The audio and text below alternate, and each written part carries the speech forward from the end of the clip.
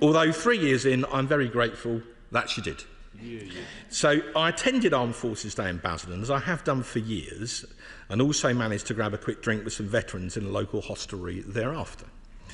However, mysteriously, all 4 MPs in the Basildon Borough, none of whom are Labour MPs, appear not to have been invited this year. I can only presume our invitations were somehow lost in the post.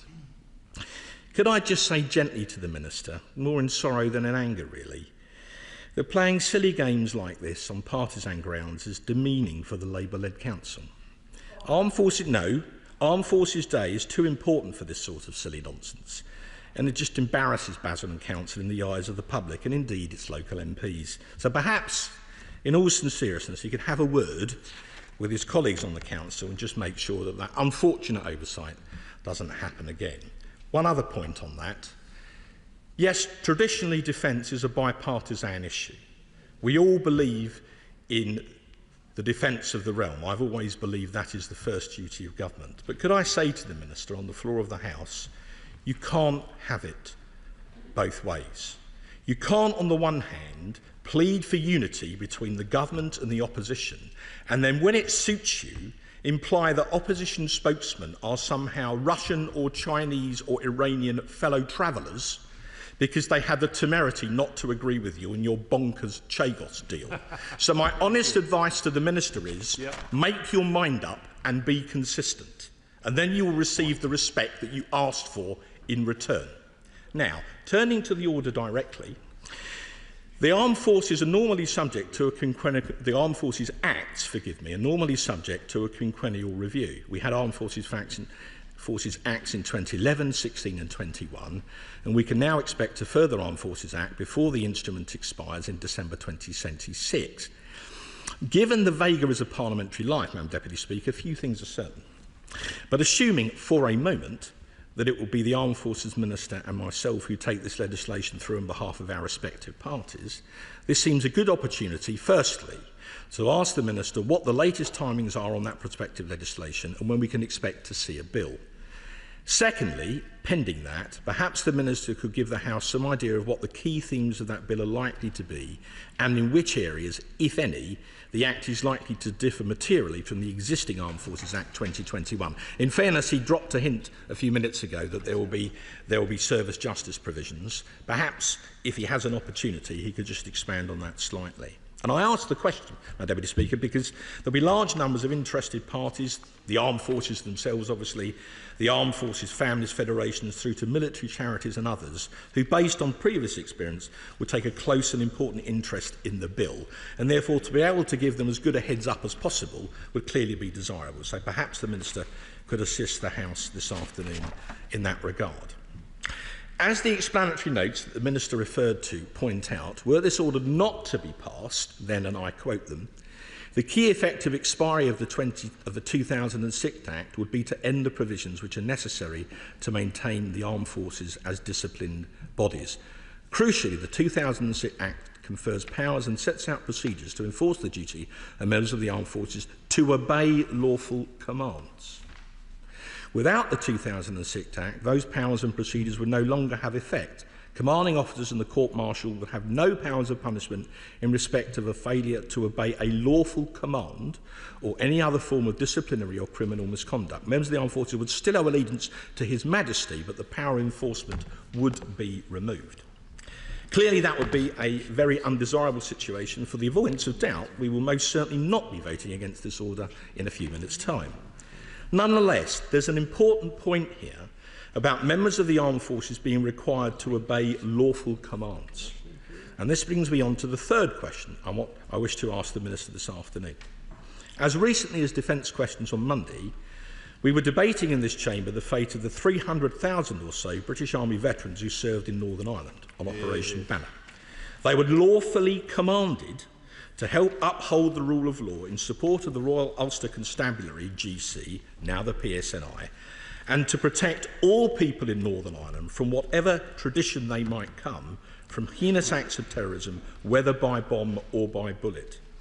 As the Minister will be well aware, the Government has tabled a so-called remedial order which would cut out elements of the 2023 Northern Ireland Legacy Act, thus potentially opening up some of those veterans to an endless cycle of investigation and reinvestigation.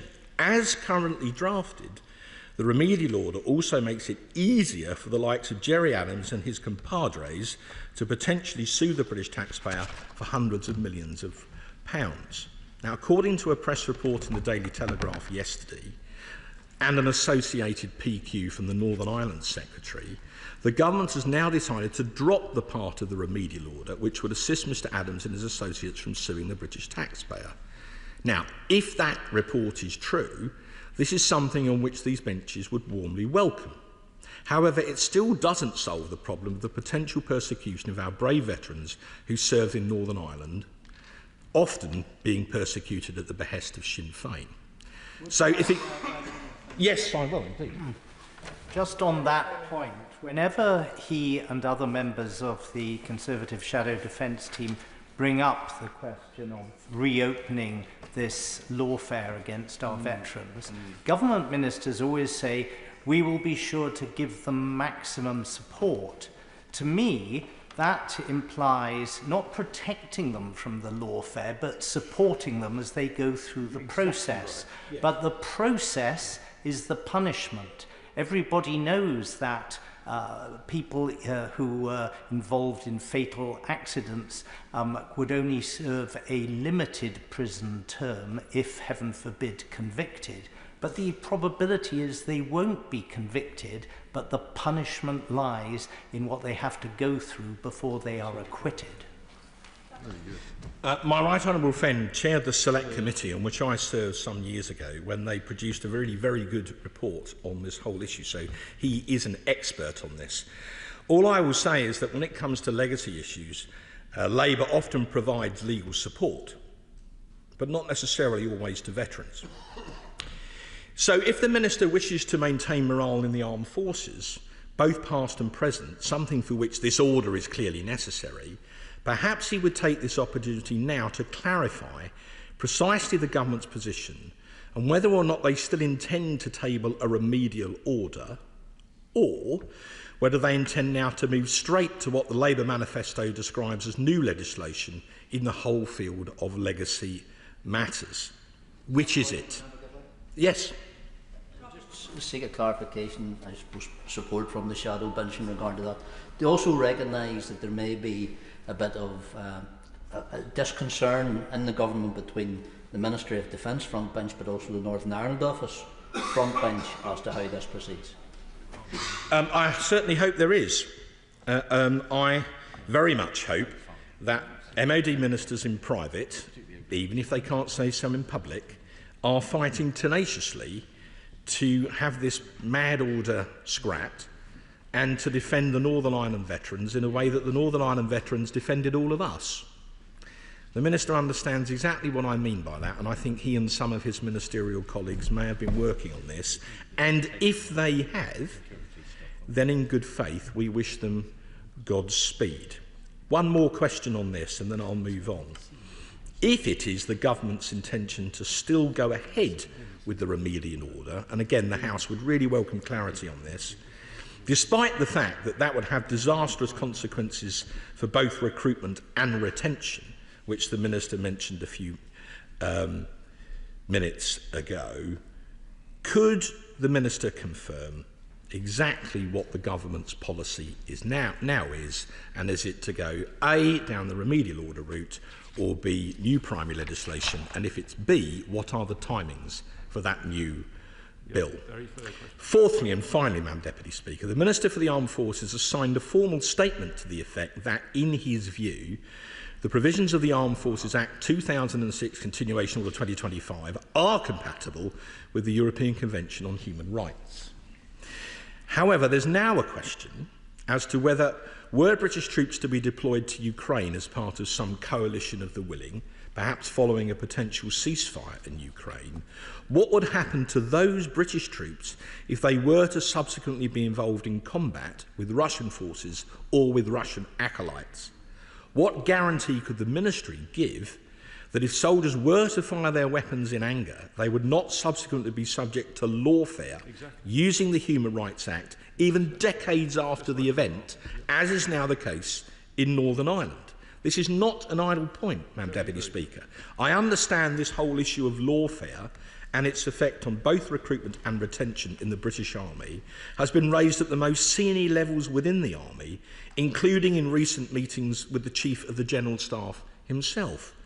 So this is therefore very much a live issue which deserves to be raised in Parliament, not least on behalf of the soldiers who might have to do it for real. So given all of this, would it not be helpful, as suggested a number of times by my right honourable friend, the Shadow Defence Secretary, for the Minister to issue a formal declaration that we would derogate from the European Convention on Human Rights for any British military operations in any way related to Ukraine, such that soldiers who served in that context would be excluded from any potential lawfare prosecutions, even decades later. The Minister will know for himself this is now materially affecting morale in the armed forces, especially among the Special Forces community. And so any reassurance he can give regarding a derogation would no doubt be gratefully received. So to summarise, Madam Deputy Speaker, we obviously support this order to continue the Armed Forces Act 2006 in operation until December 2026. It will be helpful to have some idea on timings and even the content for the prospective new Armed Forces Act 2026, as it's likely to be, in order to allow interested parties to plan. Perhaps in order to maintain both morale and discipline in our armed forces, the Minister could also confirm whether or not the Government would countenance derogating from the ECHR during future military operations, potentially including those in defence of Ukraine. Moreover, perhaps the Minister could update the House on where we are with regard to the Government's proposed new legislation on legacy matters, the fate of the proposed remedial order under the Human Rights Act 1998, and specifically whether the Government is now contemplating removing clauses from that remedial order, or abandoning the remedial order altogether, or whether they now intend to abandon the remedial order and instead rely on new primary legislation to achieve this aim. With those four questions, I conclude but for one other thing. The Father of the House gave us all very wise advice. We should increase defence spending. We can argue over how much and how quickly, but we certainly should in this increasingly dangerous world. And on these benches, we want to walk constructively with the Government and the Ministry of Defence for the defence of the realm. But do unto others as you would have them do unto you. Yeah, very good. Order, order. I will now announce the result of today's deferred divisions.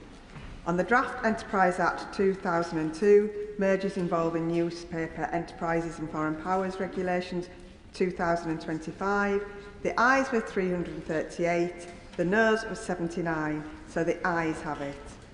On the Draft Criminal Justice Act 2003, suitability for fixed-term recall, Order 2025, the ayes were 333, the noes were 168, so the ayes have it.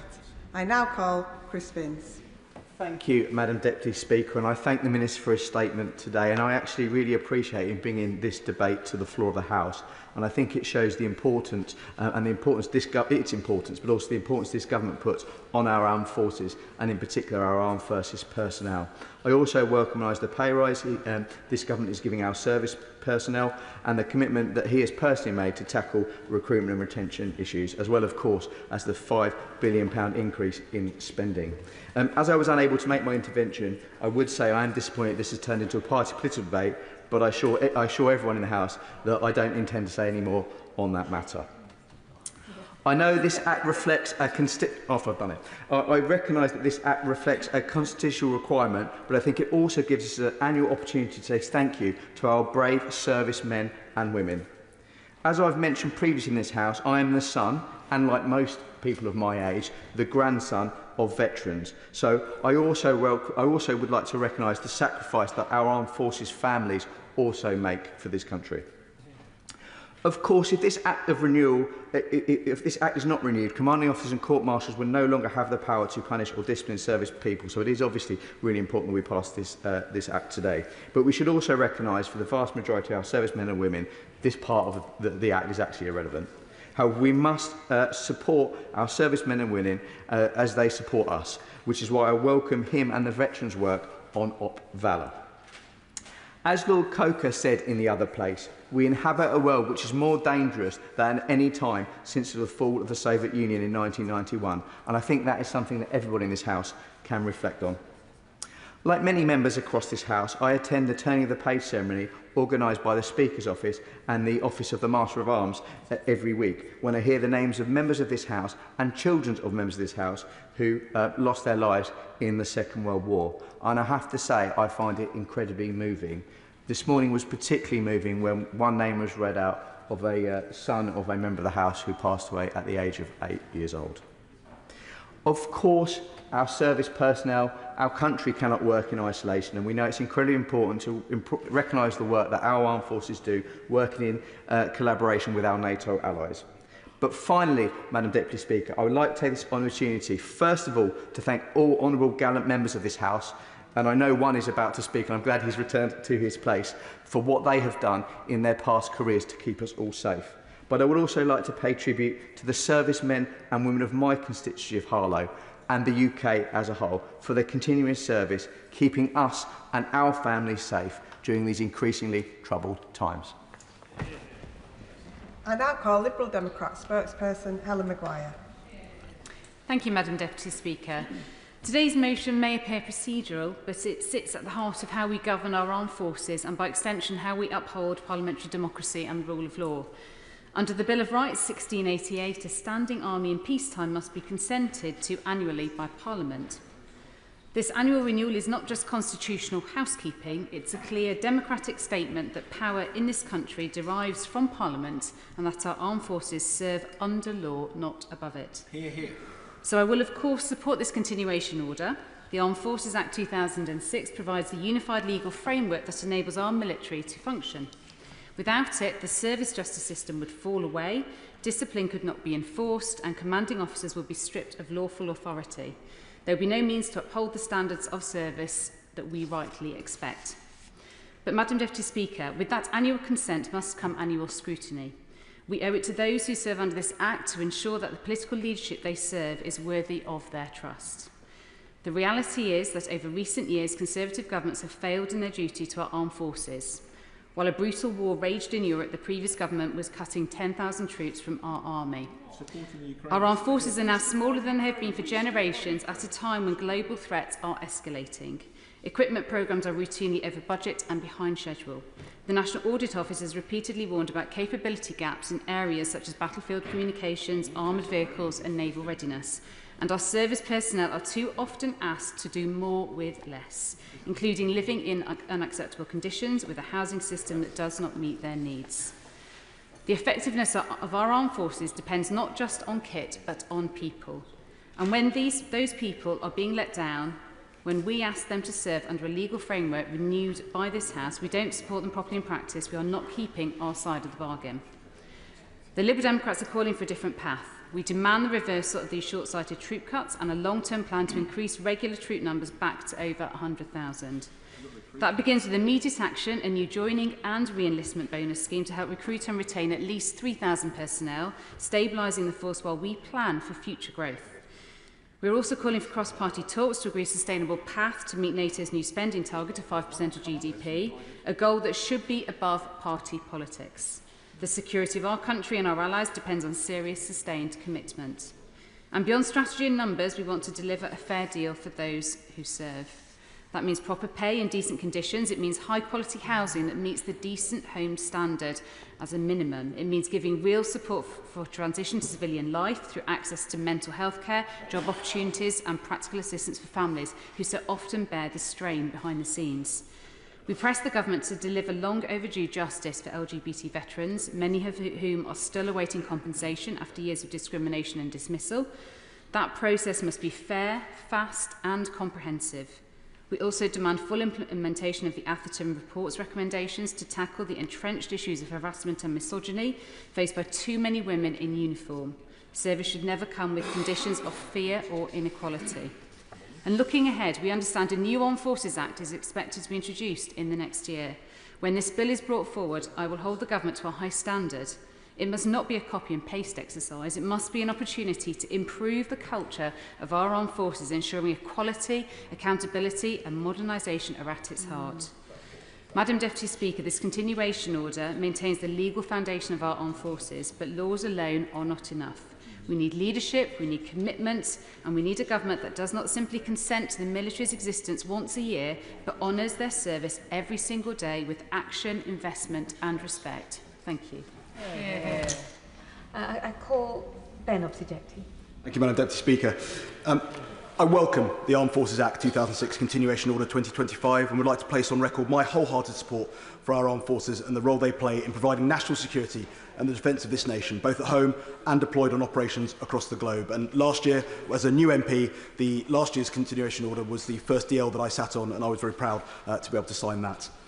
As a veteran and now the MP for a constituency in Huntingdon with British, US and wider NATO forces, I know firsthand how vital political support for our military is today. Although we've moved past the period of kinetic operations that typified my generation of warfare in Iraq and Afghanistan, the world feels more dangerous today than it did at that time. The Russian invasion of Ukraine in 2022 has precipitated a sea change in the nature of warfare.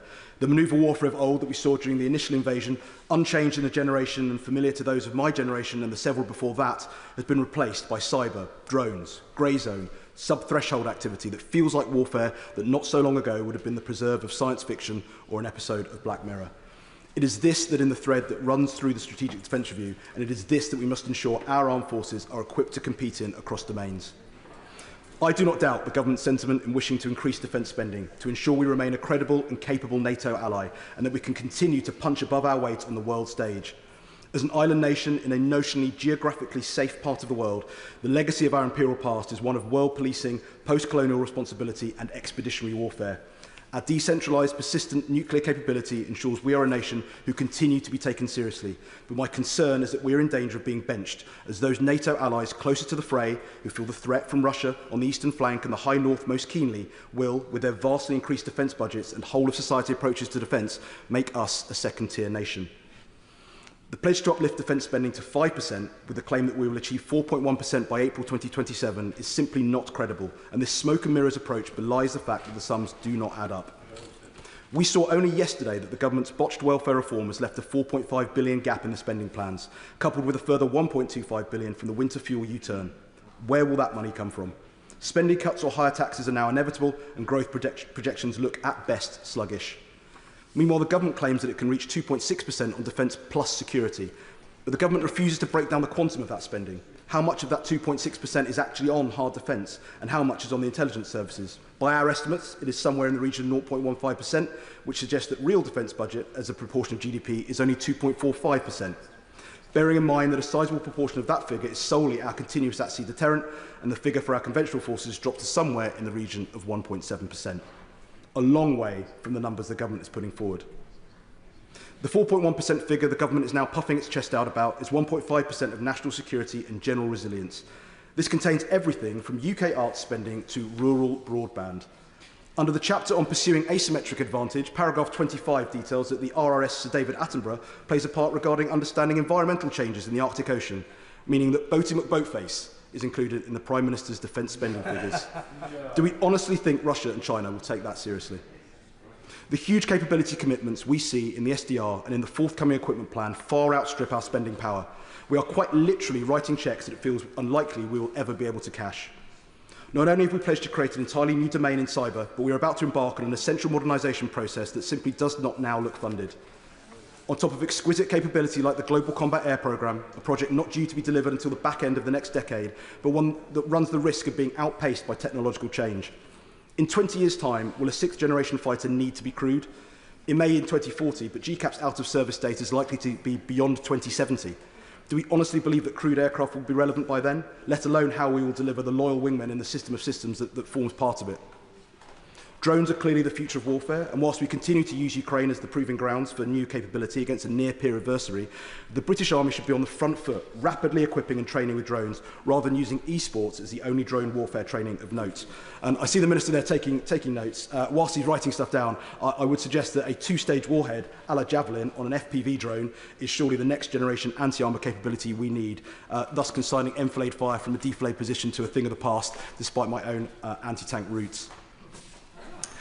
Meanwhile, Project Greyburn means that we will replace 150,000 SA-80A3 rifles by 2030, a significant logistical commitment, and not just in terms of changing the weapon system, but there are still discussions around changing the nature of the ammunition as well, and whilst that will increase stopping power, it will remove the purpose of 5.56, which I'm sure we won't need to go into in the chamber today, but everything that goes with that in terms of rifle racks, ammunition pouches, magazines, mag chargers, the nitty-gritty of changing a weapons platform that really does take its toll on exactly how we would implement that. We also intend to replace nearly 6,000 Land Rovers by 2030, another significant logistical commitment in terms of training soldiers to drive them, putting those vehicles out, making sure that we have the logistical trail in place to be able to service those vehicles. These smaller but still resource-intensive tasks place more and more strain on our personnel. Only today, I understand the MOD police have cut 1,500 roles, with the MPGS under-resourced, unable to replace them, and the burden has fallen upon regular soldiers to augment their guarding taskings. And additional taskings like this, with weekend guards, is one of the factors that erodes goodwill and continues to contribute towards retention problems. Only a few weeks ago, I was in Poland visiting the RAF, conducting the NATO air policing role, interdicting Russian penetration along NATO's border. The personnel there were rightly extremely proud to serve, but at the same time the strain that the current operational tempo was placing upon those in specialist roles was immense, requiring them to repeatedly spend long periods away from home. Incredibly, the additional penalty that they pay is a financial one, with all but those on the highest LSA bands finding that the additional pay they receive for being separated from their families is often at best negligible, at worst a financial hit.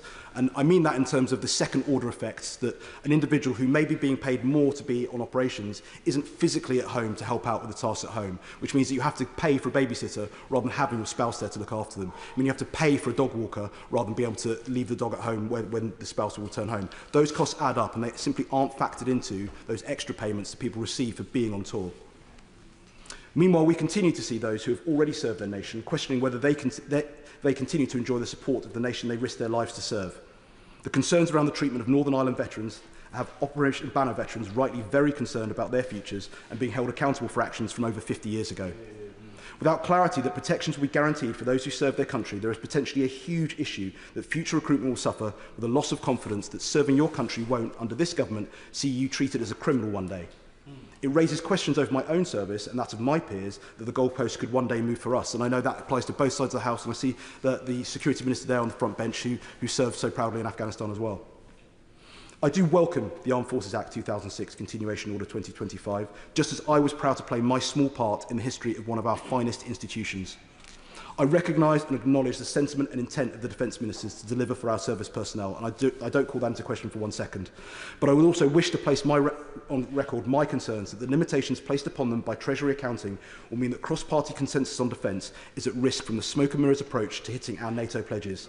The fiscal rules and botched legislation that will reduce the Chancellor's spending power and a dangerous new world that this government must demonstrate their front-footed commitment to with tangible results, not just pledges. Saoirse Eastwood.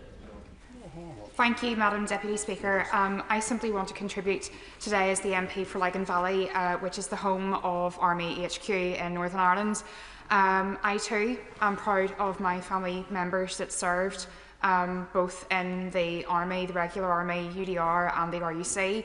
However, I would like to depart from some members of the House where I would say that they were professional in everything that they did, and they would agree with me, as would many others across this House and indeed in Northern Ireland, that they didn't serve above the law, they served within the law, as any professional soldier will do.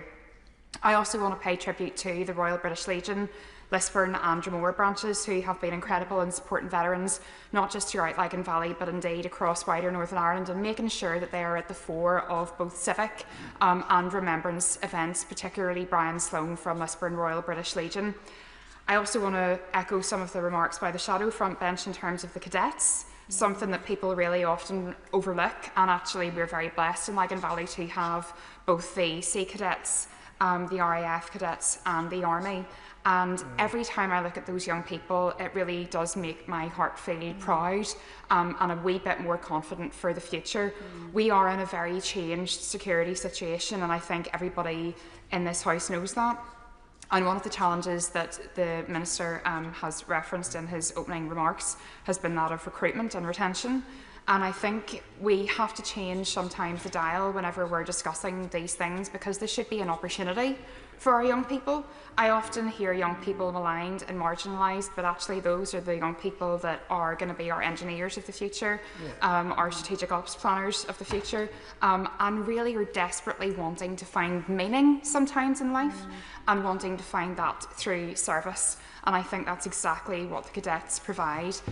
So I just want to put on record my thanks to those who are serving, gallant members throughout the House, people who have served within Lagan Valley. I have their complete and utter back in all of this. I'm very proud of them. I'm proud of what they've done, and also lastly a word for their families too, because there's also a hidden shift that people don't often see, a hidden threat that many are still dealing with years from now. And I think it's really important that we vitally remember those people who have served. Thank you.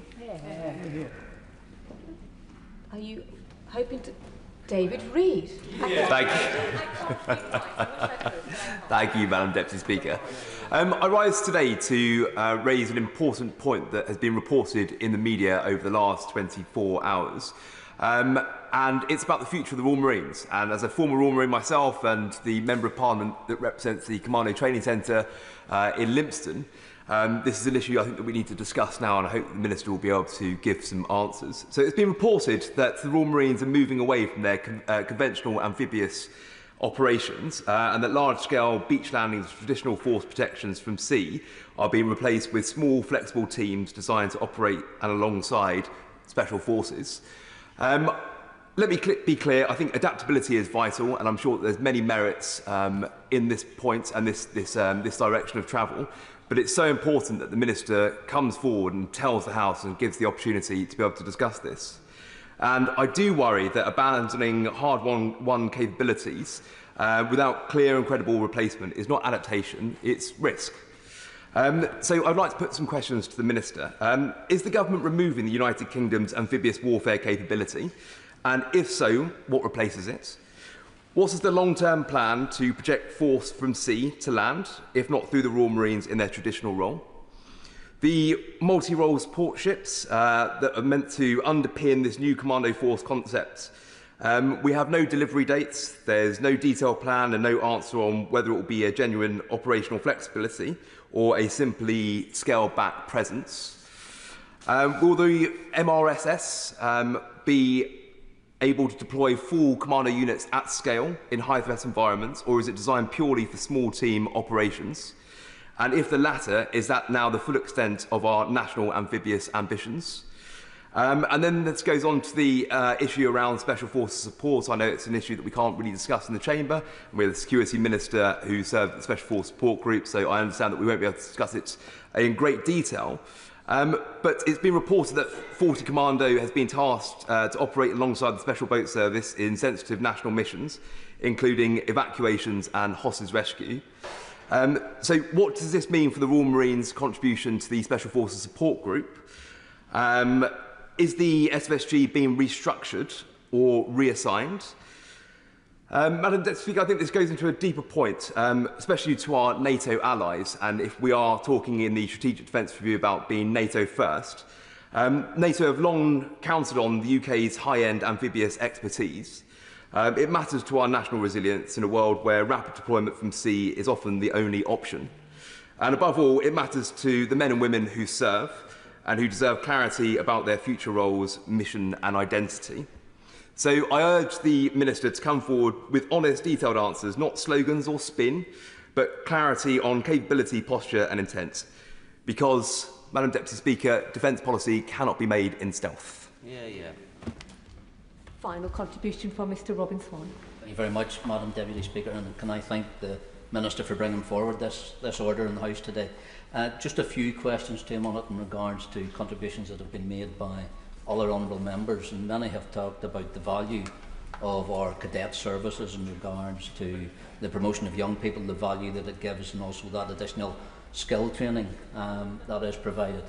It was concerning when I met some of the cadets in Northern Ireland that some of their senior officers were actually reporting that there was a fall in their core support, their core financial support, the core grant that they receive from the Ministry of Defence.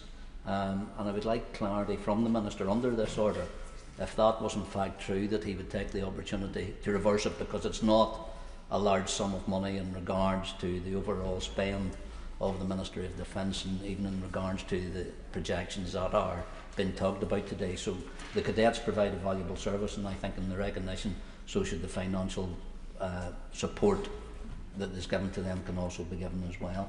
Just in regard to that continued support, and the Minister and I have had many exchanges in this and will continue to have, and that's about the investment not just in our service personnel but also the facilities and the bases that they provide. And Madam Deputy Speaker, I refer specifically to Northern Ireland, and the Minister knows in regards to Aldergrove as to the facility that can be to all our armed forces as a strategic location in our national defence in regards to that. And I would like to hear, even if under the SDR there is a possibility of further investment there.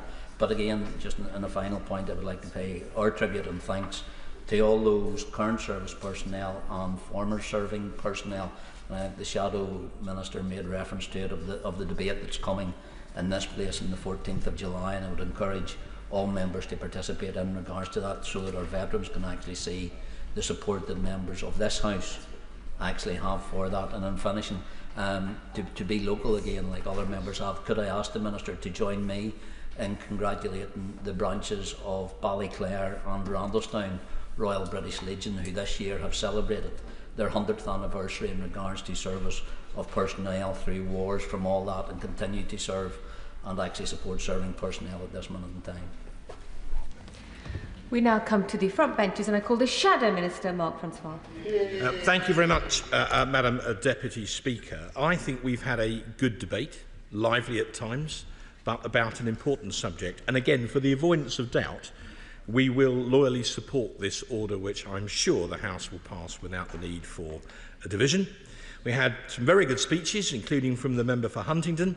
He recalled some of his time serving as an infantry platoon commander.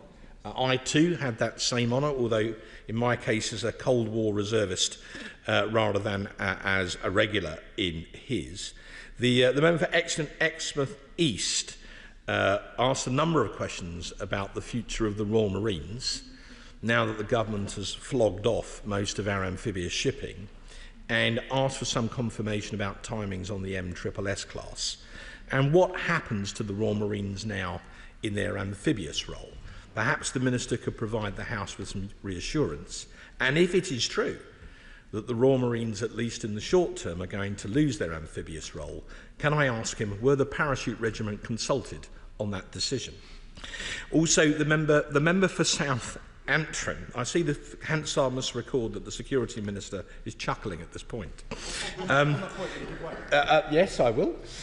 I thank my honourable friend for giving way. I see the Security Minister chuckling away. I'd also like confirmation that, as part of the big three, that the RAF Regiment were also consulted on that decision as well. I think the RF Regiment have had other things on their mind lately. So could I congratulate the member for South Antrim for raising the important issue of Northern Ireland? And that takes me on to where I would like to conclude, Madam Deputy Speaker. I hope when the Minister replies he can answer some of my questions about what will happen to our Northern Ireland veterans. Again, for the avoidance of doubt, I think I know where his heart lies on this. And I can't recall whether or not the Security Minister served in Northern Ireland. He's nodding that I know he certainly served with great distinction in Afghanistan. So he too will understand this. We have to believe on these benches that in the privacy of discussions between government departments, they are doing the right thing. And perhaps the Minister can give some assurance to those 300,000 veterans who served on Op Banner, those who are still with us, that they will remove the sword of Damocles that hangs over them and allow those people who served our country so bravely and with such distinction in incredibly difficult circumstances to sleep safely in their beds as they deserve. I call the Minister, Minister Luke Holland. Thank you, Madam Deputy Speaker, and can I thank all members for their contributions to this debate. It was a good one. I'll refer very briefly, if I can, in closing to a number of the issues that have been raised. First, Madam Deputy Speaker, I detect strong support for our armed forces on all sides of the House, so I hope there won't be a division very shortly, and that is good to see. I think this debate has shown actually the merit in holding the annual order on the floor of the House, but I suspect I will need to have a word with the Leader of the House and the whips before I commit to any future ones of those, because that is definitely outside my swim lane. Can I thank the member for Lagan Valley in particular for talking about cadets? It is absolutely right that we invest more in cadets, and that is why the Strategic Defence Review set out our ambition to increase the size of our cadet force by 30%. A really strong investment in the future of our young people, providing opportunities not just to get lifetimes of skills, increase confidence and opportunities, but also to provide a pathway for young people to serve in our armed forces to really realise the benefits. And having seen the cadets on parade at on Plymouth Hoe for Armed Forces Day at the weekend, I know there's strong support for them in every part of the country, but I'm grateful for her in particular for raising that. And I think the line that I noticed down, young people find meaning through service, and I couldn't agree more, so I'm grateful for that contribution. In relation to the Shadow Minister who asked me a number of questions, we have to renew the Armed Forces Act every 5 years. That will be renewed in the proper way. We're looking at what is necessary to update that legislation, especially as it would be coming after the publication of the Strategic Defence Review. He will be familiar that the Strategic Defence Review made the case for a Defence Readiness Bill as part of that, and we are looking across all those details, and I can reassure him that as part of the commitment that we have shown, indeed with the wide consultation that we've undertaken with the Armed Forces Commissioner Bill, that we will continue that in that spirit for future legislation. In relation to that, he may have missed it, but just before Prime Minister's questions today, it was Northern Ireland questions, and I believe the Northern Ireland Secretary at the dispatch box raised a number of the issues, or replied to some questions on the number of issues he spoke about, so I might refer him to those remarks, because as he will know, if only because I say this every time he asks me a question on it, these are matters for the Northern Ireland Office, but clearly Defence has strong equities and views on these matters as well. Go on. I was watching Northern Ireland questions. From memory, the Northern Ireland Secretary said they would address this through primary legislation, but he gave no indication of any kind as to what happens to the outstanding remedial order. So if they can't answer that today, perhaps the Minister or the Northern Ireland Office could write to us and tell us where we stand. As he will know, because I have had a similar conversation in a variety of different formats in recent weeks, as a matter for the Northern Ireland Office, the policy intention is to repeal and, importantly, replace the Unlawful Legacy Act. It's been found to be unlawful. It doesn't enjoy community support. It does need to be repealed and replaced, and any government that was elected in July would have to do that. Happy to. I'm very grateful to him for allowing me to intervene again. I just want to say to him, this point about not enjoying community support, when we were having these debates in great detail, the highly divided communities would always stand up and say how this was unacceptable and how that was unacceptable, and then quietly they would come up to us, their representatives, and say, for goodness sake, go on doing what you're doing. So you may have some legal, the Minister may have some legal problems to overcome, but let him not be fooled by what is said in public about what really needs to be done. Minister. I thank him for his contribution, and indeed it is a matter that my colleagues in the Northern Ireland Office follow closely on this one, as they're the lead department with responsibility for the repealing and replacing of the Legacy Act, and I'm certain that he will continue making suggestions in that way. It's not for me to make announcements on the Northern Ireland Office behalf, but I am certain they will have listened to the Right Honourable Gentleman and what he has had to say in relation to this. I'm also grateful for the remarks from the member for Huntingdon, who believe I told him just before this, I look forward to seeing him on the front bench in a shadow defence role very soon. I have to say, as he knows, I'm a big fan of what he has to say, and I do like the way that he brings his military expertise and a certain good defence nerdery, which as a defence nerd on this side I appreciate very much so, in relation to that. But perhaps I would just say politely to him that the experience that I have seen from engaging with our allies on NATO's eastern flank, from Finland, the Baltic states, and all the way down through passing Belarus and others, is that the nations there value the relationship with the United Kingdom even more in over the recent past year.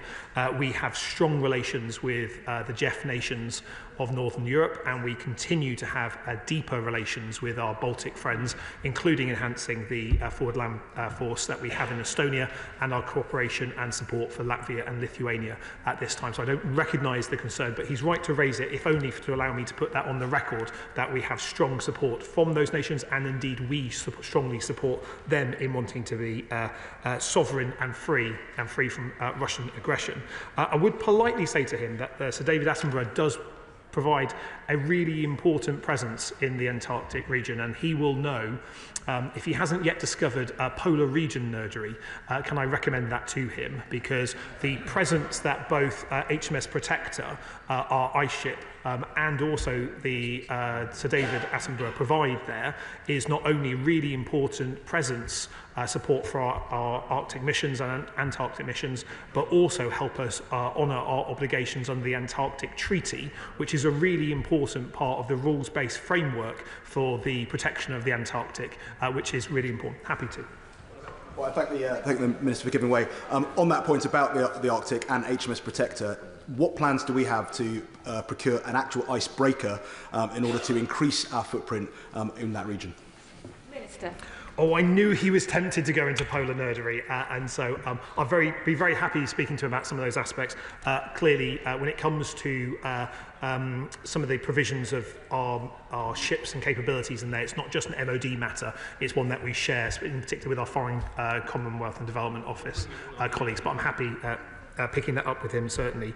I'm not certain he's right on everything he said on drones, but nonetheless, he is certainly right when he says drone warfare has fundamentally changed how warfare is conducted.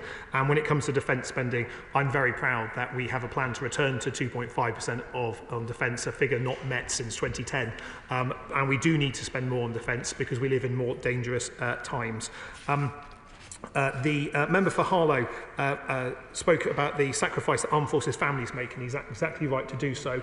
It's something that we should not forget. Indeed, that is the reason why in the Armed Forces Commissioner Bill we deliberately extend the powers of the Commissioner to have a requirement to engage with the family members of armed forces, of our people who serve, which is really important. And I'm grateful for the member for Epsom Ewell for her contributions. Can I say to her that we do indeed have a government that honours the service of our armed forces every day. I'm very proud to serve within it. But she's also right to raise the issue of LGBT veterans. She will know that the prioritisation that we've decided as ministers is that the initial payments, as we stand up the system to make payments, should be directed at those people who are over 80 or facing a terminal condition. We have completed that work. That was the right prioritisation in the first instance, so justice can be done with those folks who may not see many more days. We're now standing up that wider system so we can process that wider set of payments that we've committed to do, and we'll continue to do so. Finally, Madam Deputy Speaker, just in relation to the questions from the member for Exeter and Exmouth East, the Future Commando Force strategy that was published under the last government did indeed move away from full commando assault to small raiding parties. That was the extent policy of the last government. Because of that, I'd be happy speaking to him about it. We have a strong commitment to the amphibious role of the Royal Marines. We have a commitment to MRSS that was in the Strategic Defence Review. Be very happy speaking to him further on this as an MP who has a Royal Marine base in my constituency, as indeed he has in his. I'm going to have to conclude, I'm afraid, in terms of time, but I'm very happy meeting him to discuss this further. But I can reassure him that the Royal Marines has a very bright, strong future in our armed forces. Go on then. Madam Deputy Speaker, I think this raises a more fundamental question. Just like the release of the Strategic Defence Review to trade bodies to the press beforehand. We're reading about this in the press, but not having the opportunity to discuss this in Parliament. So I welcome the offer to have a conversation about it with the Minister, but why can't we have the conversation in the Chamber now? Thank you. Well, if I can refer him to all the debates I called on the future of the Royal Marines under the last government to make the case that the Royal Marines had a bright future when I was indeed sat on opposition benches. We have a strong commitment to the future of the Royal Marines. We have a strong commitment to amphibiosity. He will know the changes that his government introduced in terms of the future Commando Force strategy.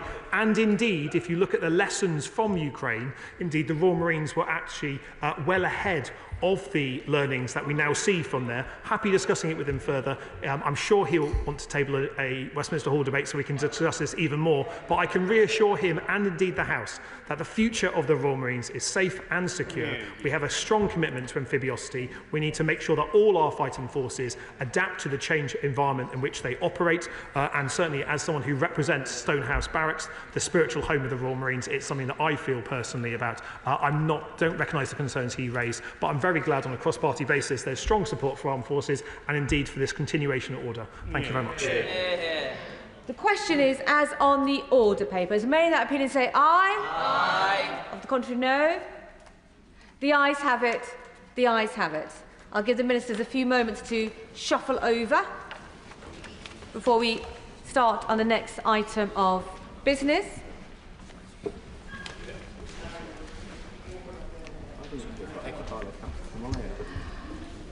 Motion number 4 on prevention and suppression of terrorism.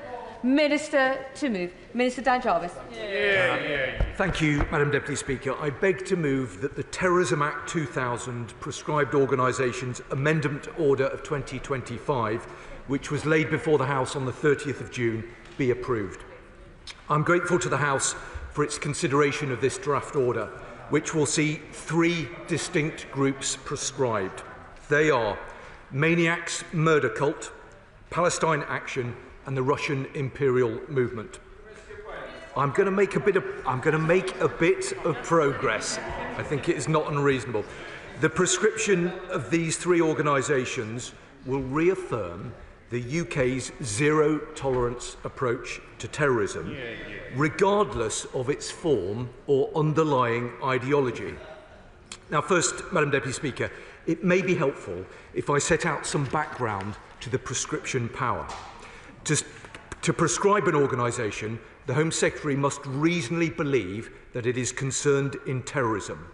This means that the organisation commits or participates in terrorism, it prepares for terrorism, it promotes or encourages terrorism, or it is otherwise concerned in terrorism. Some 80 terrorist organisations are currently prescribed under the Terrorism Act of 2000. Prescription is, rightly, ideologically neutral. It judges an organisation on its actions and the actions it is willing to deploy in pursuit of its cause. The UK's definition of terrorism was established in law a quarter of a century ago, and it has stood the test of time and extensive scrutiny since. I'll make a little bit of progress and then I will give way. It has 3 limbs. 1, the use or threat of action must reach a certain level of seriousness, such as serious violence or serious damage to property. 2, the use or threat must be designed to influence a government or intimidate the public or a section of the public. And 3, the use or threat must be made for the purpose of advancing a political, religious, racial or ideological cause. Successive independent reviewers of terrorism legislation have upheld the UK's terrorism definition as effective and fit for purpose, even as the threat from terrorism has evolved. I'll give way in just a moment. Madam Deputy Speaker, prescription is one of the most powerful counter-terrorism tools available to government. Any decision to prescribe is taken with great care and following rigorous consideration, as noted by Jonathan Hall KC in his report on the operation of the Terrorism Acts of 2022. I will give way to the right honourable gentleman. Jeremy Corbyn. Corbyn. Minister for giving way, and I'm grateful to him for that. I think the question that many of us want to put to him is, why has he linked these three organisations together? He clearly has made a judgment on each of the three organisations independently of each other. And I think it would be fair, and I'm sure many outside would think it would be fair, if we were taking individual votes on the three. Because many of us are very concerned about the issue facing Palestine action, and that is the issue that we wish to address in the debate here today. Mr. Dan Jarvis. I can say to the right honourable gentleman that I will come on and explain with real clarity precisely why we have proceeded in the way that we have. But I suspect that he has a long memory, and he will recall, I'm sure, that when he's voted against prescribing a number of organisations previously, including Al-Qaeda in 2001, that particular motion was bundled along with 20 other militant organisations. So there is clear precedent for doing this. And I can say to him, the reason that we seek to do it is to demonstrate that we don't attach any kind of ideological prism with which to seek to make a judgment. The Home Secretary will take a view based on a legal threshold, and that is the basis on which we have proceeded. I'll give way to the honourable member. First of all, can I thank the Minister for bringing this forward, and Minister, my party will be supporting government and putting this, and if it does come to a vote, as some I think might indicate they wish to do, we'll support government and Labour, because security, coming from Northern Ireland, we understand what it means to have security and what it's important to have. Government and ministers and the police and the army and MI5 and MI6 all have the responsibility. Minister, this question I want to ask, in relation to the membership of those organisations, will it be the intention of the Minister to is there a list of Palestine Action, for instance? Is there a list of those who may be members? I don't know where they are. There might be some in this House, perhaps. But if there is, perhaps maybe we'll understand, and will they be subject to the rulings of prescription as well? Thank you. Dan Jarvis. Look, I'm grateful to him for his intervention, and I know that he speaks with great authority on these matters, born out of his extensive experience of dealing with these matters in Northern Ireland. Can I just say to him that if he's just a little bit patient, and if the House allows me to make a bit of progress, then I will explain and respond to the point that he's raised and the point that other honourable members are seeking to raise. So if the House will allow, I will now turn to the specific measures before the House today, taking each of the proposed additions to the list of prescribed organisations in order. Madam Deputy Speaker, first, the Maniacs Murder Cult, also known as MMC. MMC is an insidious, white supremacist, neo-Nazi organisation that operates online and across borders.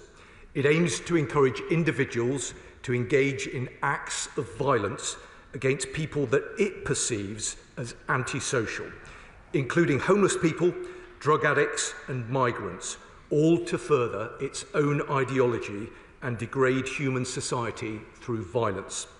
The government assesses that MMC commits, prepares for and promotes and encourages acts of terrorism. MMC members and leaders have claimed a number of violent attacks globally that were committed in pursuit of the group's aims.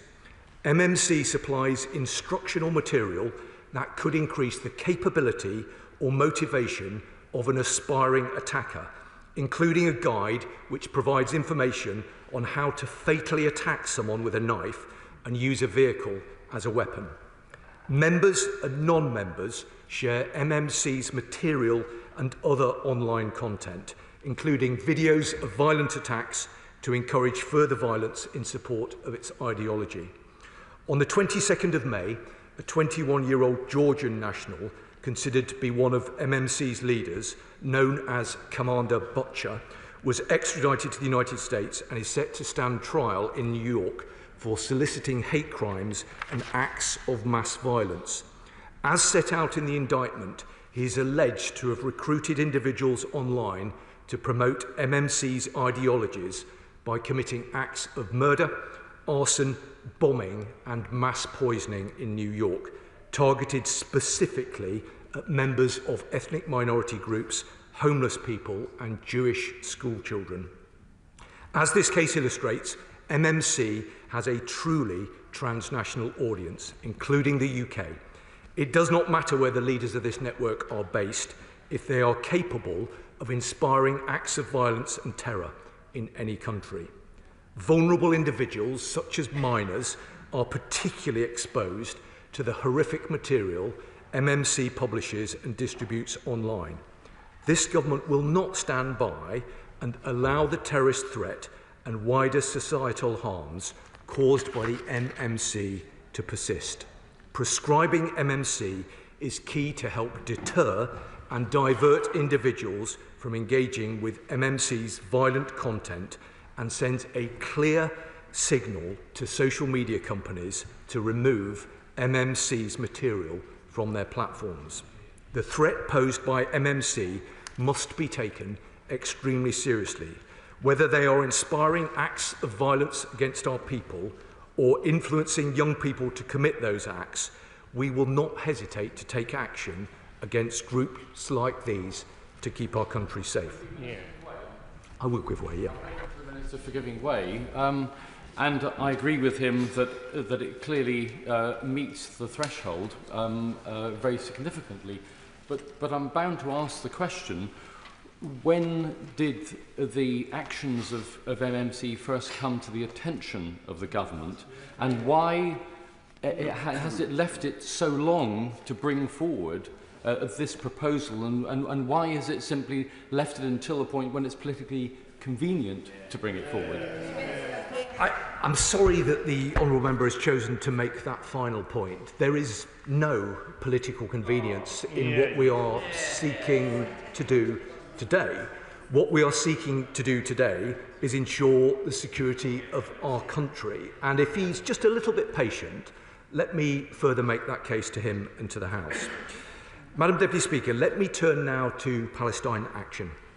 The public attention it has garnered should not be confused with legitimacy, and nor should a group formed 5 years ago be conflated with the legitimate campaign for Palestinian rights and statehood, which has existed in our country and in this House for more than 5 decades. Madam Deputy Speaker, let me be clear. The prescription of Palestine action does not seek to ban protest that supports Palestine.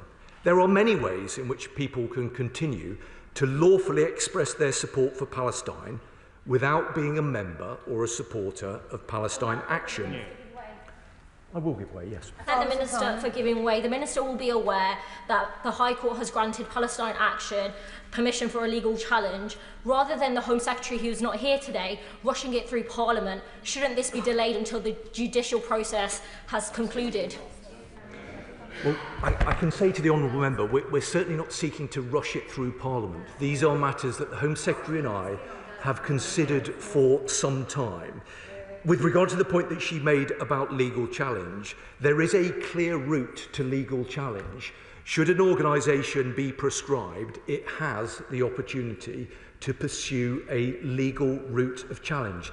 That is entirely within the right of any organisation who are proscribed to do so, and that is a matter for them. Madam Deputy Speaker, let me make this point because I think it's an important one. Freedom of expression and assembly are cornerstones of our democracy. They are fundamental rights, and this government will always respect and protect them. We will always defend the right of the British people to engage in legitimate and peaceful protest and to stand up for the causes in which they believe. Would my honourable friend give way? I will give way, yes. I thank my honourable friend for giving way. Madam Deputy Speaker, I often show visitors the statue of Lord Falkland and the missing spur removed when the suffragettes chained themselves to it. And I was here when protesters superglued their buttocks to the glass panel there, causing quite some scandal and damage. My point is, will the Minister confirm that criminal damage, no matter how creatively or indeed scandalously undertaken, will always be treated are under criminal law and is not treated as terrorist acts. Well, I am grateful to her for her intervention, and I know that she's given this matter very serious consideration, and it's an interesting point that she makes. And I will seek, as I progress, to evidence to her and to others why we've taken to choose this particular course of action with this particular group. And I hope when I've made my speech that she will understand the reasons why we are proceeding in the way that we are. Madam Deputy Speaker, I was just making the point about the importance of the right to protest. But essential as these rights are, they do not provide a blank cheque for this particular group to seriously damage property or subject members of the public to fear and violence. I will give way. Diane Abbott.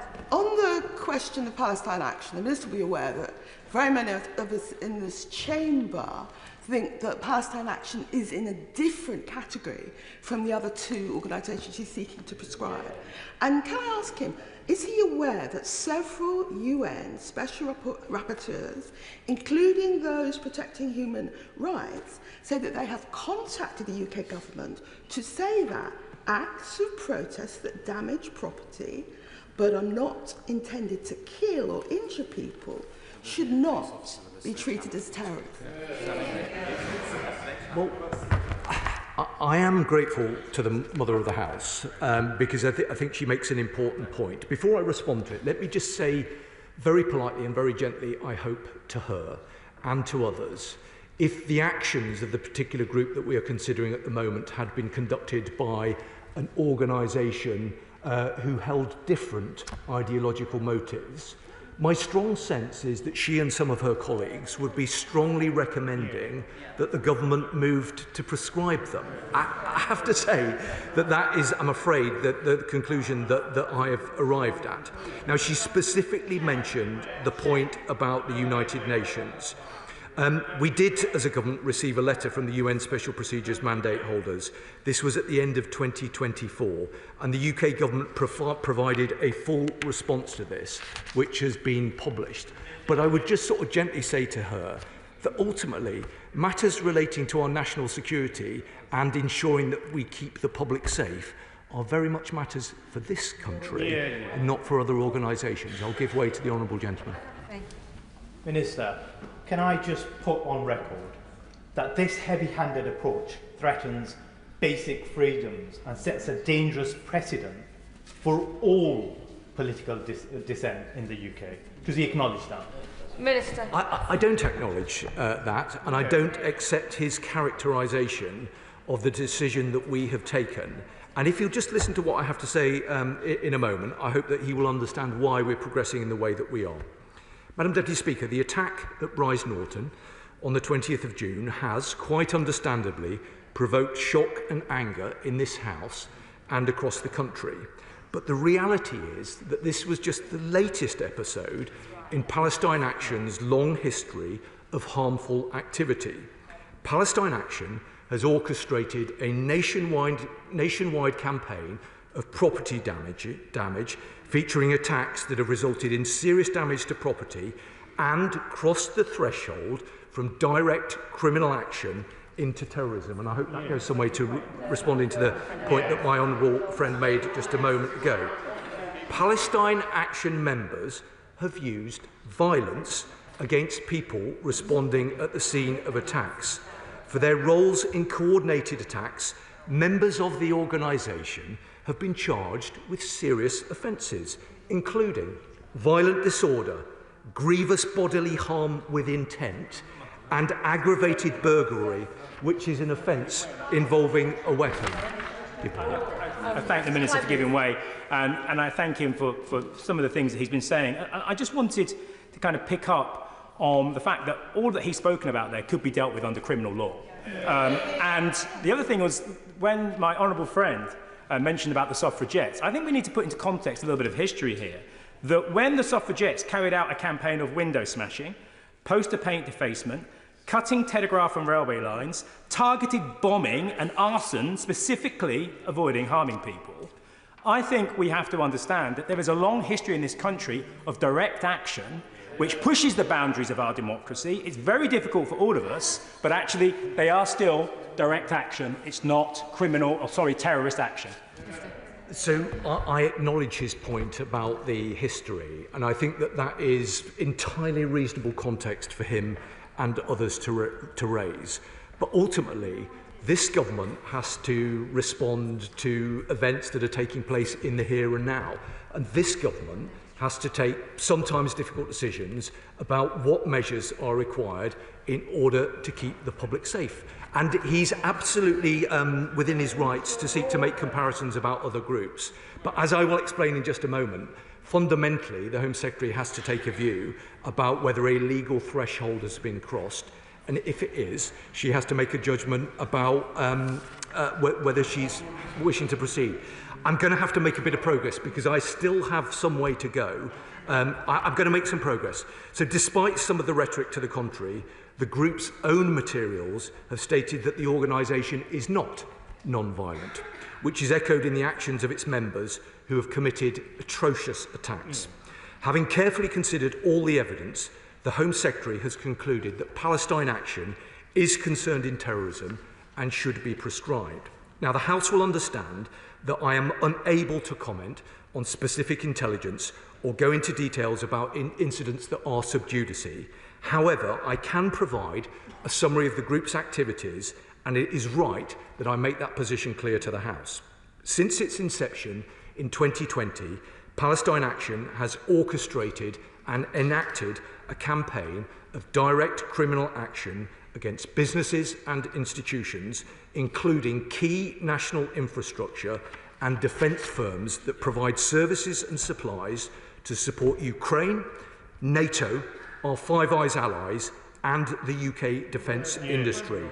Over time, and most notably since the start of 2024, Palestine Action's activity has increased in frequency and severity.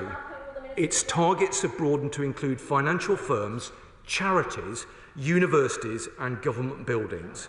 Its methods have become more aggressive, with its members demonstrating a willingness to use violence.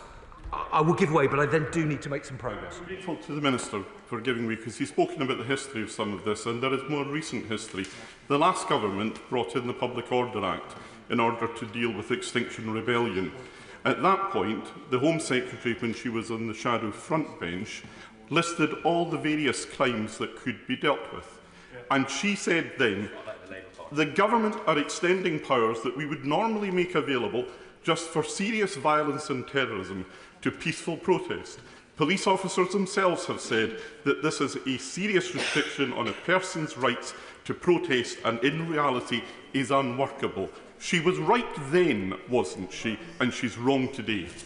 Yeah, here. And I'm going to make a bit of progress because I hope to answer some of the points that I'm about to explain to him specific incidences that have informed the decision that have happened recently. So I understand why he may not necessarily want to listen to that, but I would invite him to do so because it is very important context. I'm going to make some progress now. So some of Palestine Action's own materials state, we are not non-violent and we have specific targets. The group has a footprint in all 45 policing regions in the UK and has pledged to escalate its campaign. Madam Deputy Speaker, this disgraceful pattern of activity cannot be allowed to continue. Now, in applying the legislative framework, the government assesses that Palestine Action commits acts of terrorism. In several attacks, Palestine Action has committed acts of serious damage to property with the aim of progressing its political cause. I'm not going to give way because I need to get these important points down on the record. With the aim of progressing its political cause and intimidating and influencing the public and the government. These include attacks at Talis in Glasgow 2022 and last year at Instro Precision in Kent and Elbit Systems UK in Bristol. In such attacks, Palestine Action members have forced entry onto premises armed with a variety of weapons and damaged or demolished property, causing millions of pounds worth of criminal damage. As the House has heard, Palestine Action members have used violence against people responding at the scene. Now, during Palestine Action's attack against the Thales defence factory in Glasgow in 2022, the group caused over £1 million worth of damage, including parts that are essential to our submarines. Palestine Action caused panic amongst staff who feared for their safety as pyrotechnics and smoke bombs were thrown in the area where they were evacuating. The sheriff, when passing custodial sentences for the perpetrators, said, and I quote, "Throwing pyrotechnics into areas where people are being evacuated could hardly be described as being non-violent." The government also assess that Palestine Action prepares for terrorism. The organisation has provided practical advice to assist its members with conducting significant levels of property damage at targets right across the UK. For example, Palestine Action released an underground manual which encourages its members to create small groups or cells and provides guidance about how to conduct activity against private companies and government buildings. It explains how to operate covertly to evade arrest and provides a link to a website also created by Palestine Action, which contains a map of target locations across the UK. And the government assesses that Palestine Action promotes and encourages terrorism. This includes the glorification of its attacks involving serious property damage on social media. Palestine Action's attacks are not victimless crimes. Employees have experienced physical violence, intimidation, and harassment. They have been prevented from entering their place of work. We would not tolerate this activity from organisations motivated by Islamist or extreme right-wing ideology, and we cannot tolerate it from Palestine Action. Now, by implementing this measure, we will remove Palestine Action's veil of legitimacy, tackle its financial support, and degrade its efforts to recruit and radicalise people into committing terrorist activity in its name. But we must be under no illusion. Palestine Action is not a legitimate protest group. People engaged in lawful protest don't need weapons. People engaged in lawful protest do not throw smoke bombs and fire pyrotechnics around innocent members of the public. And people engaged in lawful protest do not cause millions of pounds of damage to national security infrastructure, including submarines and defence equipment for NATO. Prescribing Palestine Action will not impinge on people's right to protest. Those who wish lawfully to protest or express support for Palestine have always been able to and can continue to do so. Now, Madam Deputy Speaker, I am conscious of time, and that is why I want to turn very briefly to the Russian Imperial Movement, or RIM. RIM is a white supremacist, ethno-nationalist organisation that seeks to create a new Russian imperial state. The methods RIM use to try to achieve those aims threaten UK, Euro-Atlantic and wider international security and prosperity. RIM conducts combat activity via its paramilitary unit, the Russian Imperial Legion, and has actively fought alongside Russian forces and other pro-Russian right-wing extremist groups in the ongoing Russia-Ukraine conflict. In doing so, the government assesses that it has committed or participated in acts of terrorism. RIM also prepares for terrorism. It manages a paramilitary training programme known as Partisan, which increases the capabilities of attendees to conduct terrorist attacks. By prescribing RIM, the UK will reinforce our steadfast support of Ukraine in its resistance to Russian aggression and our commitment to counter future threats from extreme right-wing terrorism in the UK and Europe. Madam Deputy Speaker, almost 2 years ago, it was my task, on behalf of what was then His Majesty's opposition, to strongly support the action taken to proscribe the Wagner Group, an organisation which rightly stood condemned for its acts of indiscriminate violence and terror in Ukraine and elsewhere. And I hope that the whole House will be as united as it was on that occasion in endorsing the action today taken against the Russian imperial movement. Madam Deputy Speaker, to conclude, the first duty of government is to keep our country safe. When our collective security and our values are threatened, we will not hesitate to act. Today's prescriptions will send a clear and unambiguous message that this Parliament stands against terrorism, however and wherever it manifests itself. Only in applying the UK's counter-terrorism framework without bias can we maintain confidence in it. I therefore urge members to support these prescriptions, and I commend the order to the House.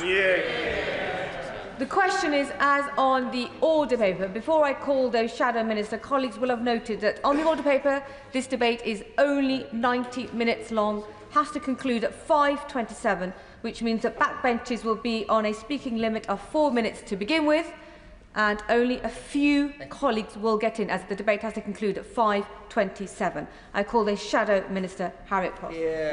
Thank you, Madam Deputy Speaker, and I'm grateful to the Minister for his statement and for bringing this important and very necessary measure to the House. And I also thank him for the briefing I was provided with earlier today. And let us be very clear what these measures are and are not about. Do we support free speech? Yes. Do we support the right to protest? Yes. Do we support the freedom of expression? Yes. But, Madam Deputy Speaker, these very freedoms that make our democracy is exactly the freedoms that these groups are considering and putting at risk, and why this is needed today. The groups we are discussing, Palestine Action, Maniac's Murder Cult and Russian Imperial Movement, have nothing whatsoever to do with legitimate protest. They would not be facing proscription today if they were demonstrating peacefully, respectfully or legally. And so, as so many groups and organisations across the country do and must continue to be able to do freely. These groups have chosen a different path entirely, and for that, this action is rightly being taken against them. Madam Deputy Speaker, we must be clear-eyed about the broader threat landscape we face. Yes, of course. I appreciate the Shadow Minister for giving way, but does she agree with me that the only acceptable form of protest is polite protest? That's not protest, that's permission. RAF planes on the ground. The right to protest is a hugely important part of our democracy. We support the right to protest. We support the right to free speech. We do not support the right to criminal damage, to intimidation, to threats to the public. And that is exactly what these groups are doing, and that is why they're being prescribed, quite rightly, today. Very good.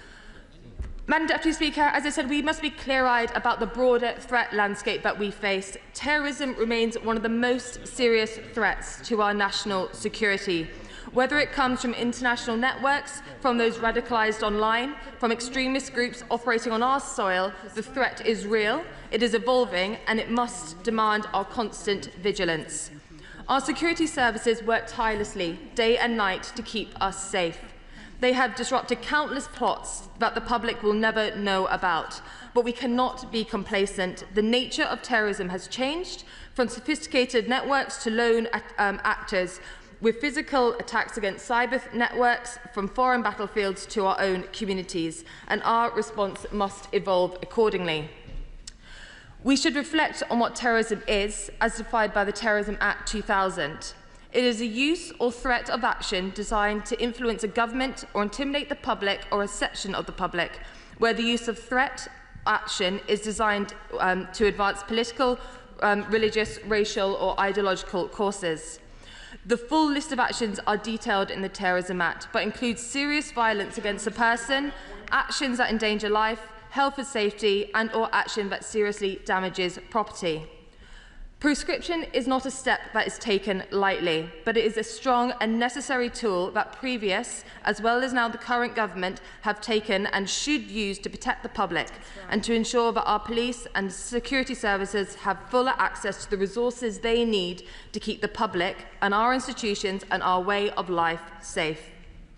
No one can hear the steps that the Minister set out in the actions of Palestine Action, MMR and RAM, and consider these to be the actions of peaceful, legitimate protest groups. Will the Shadow Minister give way on that point?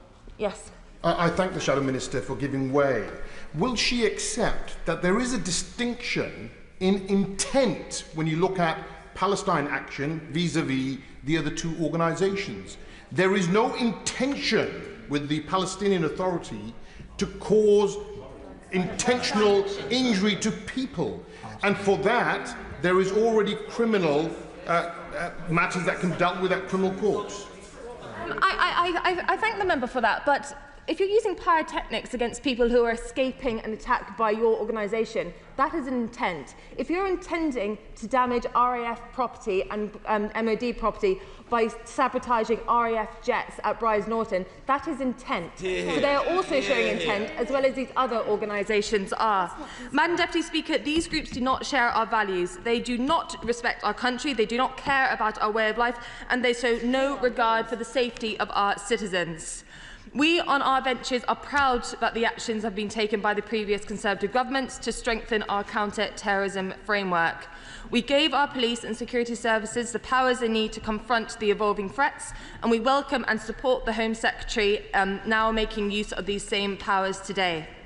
As the Minister said, prescription is a vital tool and a strong deterrent, but it is only part, yet a very important part, of what we need to do to keep our country safe.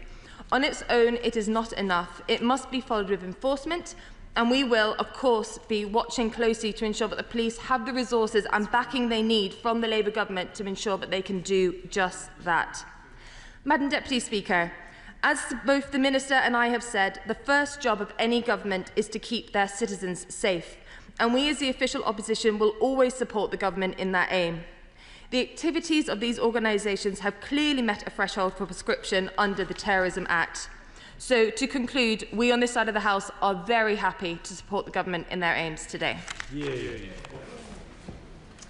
Richard Bergen. Thank you, Madam Deputy Speaker. I want to speak specifically about Palestine Action. I think it's most regrettable that the government has brought one order banning 3 organisations when it knows that there is a political disagreement on this. This is no way to bring terror legislation. I want to be clear and to put on the record that I would be supporting this order today if it only referred to the organisations Maniacs, Murder Cult and the Russian Imperial Movement. Leading legal and human rights organisations, Amnesty International and Liberty, have condemned the potential prescription of Palestine Action. Liberty has said that targeting a protest group with terrorism powers is a shocking escalation of the government's crackdown on protest. This move would be a huge step change in how counter-terror laws are applied. Amnesty International UK has said that we're deeply concerned at the use of counter-terrorism powers to target protest groups. They certainly shouldn't be used to ban them. They have both urged the Home Secretary to rethink before bringing this to Parliament. Yesterday, several United Nations special rapporteurs, including those for protecting human rights while countering terrorism and for promoting freedom of expression, said they had contacted the UK government to say that acts of protest that damage property but are not intended to kill or injure people should not be treated as terrorism. Likewise, former Labour Justice Minister Lord Charlie Faulkner has stated that the sort of demonstration seen at military base by Palestine Action would not justify prescription as a terrorist organisation. Today, however, we are not voting on whether people agree with Palestine Action's tactics. We are not voting on whether people think their aim is right or wrong. We are voting on whether the actions they have taken against property, not against people, should lead to them being treated as terrorists, when what they have done can be prosecuted under criminal damage, and indeed there is a long history of protest activity, including acts of trespass, criminal damage, sabotage and more. Indeed, the Home Secretary's recent statement on this repeatedly refers to criminal damage and the live court cases showing that there is already legal provision to deal with Palestine Action. There are a variety of potential consequences if this prescription against Palestine Action is passed today. Supporting or joining Palestine Action could carry up to 14 years in prison. It risks criminalising thousands of volunteers and supporters. Thousands have supported or volunteered with Palestine Action, including students, nurses, retirees and professionals. Many have never engaged in direct action, but risk being criminalised. Today I met with Amnesty International and they offered a number of frightening examples of how this could be used to place our constituents at risk of prosecution under Section 12 of the Terrorism Act and could face a maximum sentence of 14 years if Palestine Action are prescribed. Amnesty International's examples: a person who tweets, "I oppose the war crimes in Gaza and I do think Palestine Action have a point," could easily fall foul of this provision. A person who says to another person, "I don't support all the methods of Palestine Action, but I really do think protest is important and I respect the personal sacrifices Palestine Action are willing to make, risking arrest to challenge war crimes." An individual with a placard that reads "Palestine Action are peaceful, they should be de-prescribed." This could affect our constituents who have never been a member of Palestine Action, who have never committed direct action, who would never commit direct action, and speeches they make or comments they make in community meetings could be trawled, and these people could end up facing legal proceedings resulting in a prison sentence of up to 14 years. That concerns us all. People out there view terrorism as meaning heinous acts such as shooting people, blowing people up, assassinating people, and acts of violence. I would urge colleagues to consider the consequences to their constituents of prescribing Palestine Action alongside these other groups. I call the Liberal Democrat spokesperson Lisa Smart. Thank you very much, Madam Deputy Speaker, and I'm also very grateful to the Minister for his time discussing this issue with me. As has already been mentioned, there are 3 organisations listed today, and the order before us is unamendable. Taking each of the 3 organisations in turn, the Russian Imperial Movement is an ultranationalist and white supremacist militant organisation operating from inside Russia. The group has already been prescribed by both the United States and Canada, and even the Russian government itself has blacklisted many of the group's publications and activities. The rationale and justification for prescription is clear, and we are content to support it. The maniac murder cult is similarly destructive, driven by a belief that society must be violently destabilised so that a new neo-Nazi or white supremacist order can rise from its ashes. They promote random acts of violence, including murder, assaults and bombings, as a deliberate tactic to instill fear and chaos. The rationale and justification for prescription is clear, and we are content to support it. But the questions for many today relate to Palestine Action. On the 20th of June, as has been widely reported in the press, 2 members of Palestine Action gained unauthorised access to RAF Briars Norton, the UK's largest airbase in Oxfordshire, circumventing perimeter security under cover of darkness. Once inside, they targeted 2 aircraft. Incidents involving members of Palestine Action also include attacks at sites operated by Elbit Systems in Bristol in 2024 and again this year, as well as at Thales UK facility in Glasgow in 2022. And I note the Minister's comments about cases currently going through the courts. No matter how strongly any of us feel about the appalling humanitarian crisis in Gaza, and many of us across this House and across this country feel very strongly indeed, this does not justify attacks on military bases in Britain. Those responsible must face the full force of the law. There is no doubt about that. But that's already the law, and that's not what is in front of MPs today. The question here is not about whether the people were committing crimes or not, but whether someone who even expresses support for them should face up to 14 years in jail. The bar for which groups should be prescribed as terrorist organisations is rightly set very high. Transparency around why these decisions are made is crucial for maintaining the public's trust in our counter-terrorism framework. So I've been listening carefully, both to experts raising their concerns, including from the UN, as mentioned previously by the Mother of the House, but also what the Minister has said and the Home Secretary's words about her reasons for making this decision based on damage to property, notwithstanding the Minister's comments about the use of violence. Prescribing an organisation solely on the grounds of serious damage to property would be, I believe, unprecedented.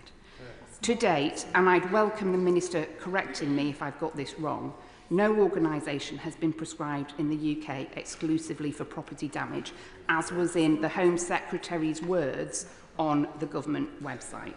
While there may be compelling legal arguments that the actions of Palestine Action have met the legal definition of terrorism in terms of criminal damage, serious criminal damage, the decision to prescribe is ultimately up to the Home Secretary's discretion. There are still questions as to whether that discretion is proportionate in this case, given the level of threat posed to the general public, and I'd welcome more details from the Minister on why he believes this is a proportionate response, as I remain to be convinced. Currently, the maximum custodial term for certain offences relating to membership or expressing support for a prescribed terrorist organisation is 14 years. Yet, in instances such as this, where actions, though criminal and damaging, may not pose the same imminent threat to life, a blanket application of such severe penalties risks being disproportionate. The Home Secretary rightly has substantial powers to take action to keep our country safe.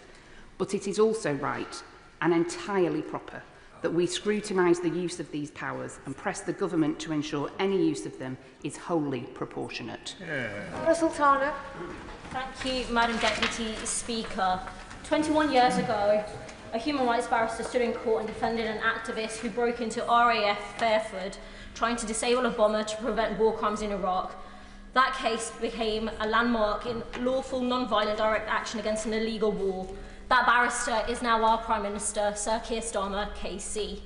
He argued that it was not terrorism but conscience. Fast forward to 20th of June 2025. 2 Palestine Action activists enter RAF Bryce Norton and sprayed red paint, not fire, on aircraft linked to surveillance flights over Gaza. Instead of prosecuting them for criminal damage, which is what normally is done, the Home Secretary is using the Terrorism Act to prescribe them as a terrorist group. Madam Deputy Speaker, this is an unprecedented and dangerous overreach of the state. Never before in Britain has it been a crime to simply support a group. This order lumps a non-violent network of students, nurses, teachers, firefighters and peace campaigners, ordinary people, my constituents and yours, with neo-Nazi militias and mass casualty cults. Palestine Action's real crime, we have to be clear, is shutting down Elbit system sites that arm the Israeli military. Its true offence has been audacious enough to expose the blood-soaked ties between this government and the genocidal Israeli apartheid state and its war machine. So let us be clear, to equate a spray can of paint with a suicide bomb isn't just absurd, it is grotesque. It is a deliberate distortion of the law to chill dissent, criminalise solidarity and suppress the truth. Amnesty International, Liberty, over 266 senior lawyers, UN special rapporteurs have all opposed these draconian measures. Even at this late stage, the order should be withdrawn.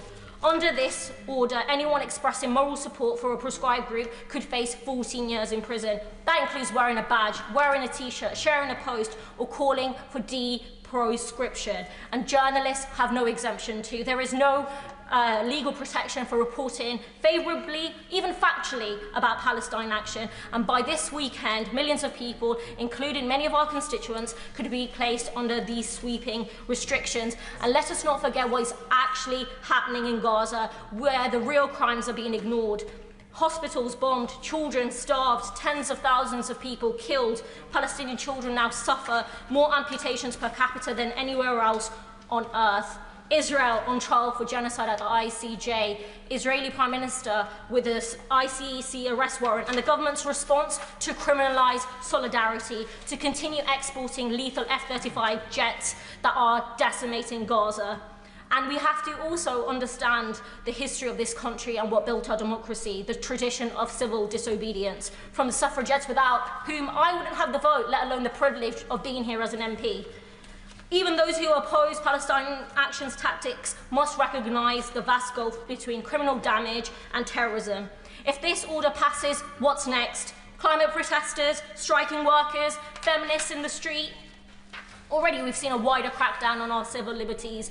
Musicians censored, journalists arrested, demonstrating, including MPs sitting here harassed. And now this government wants to use anti-terror laws to make peaceful protest itself a crime.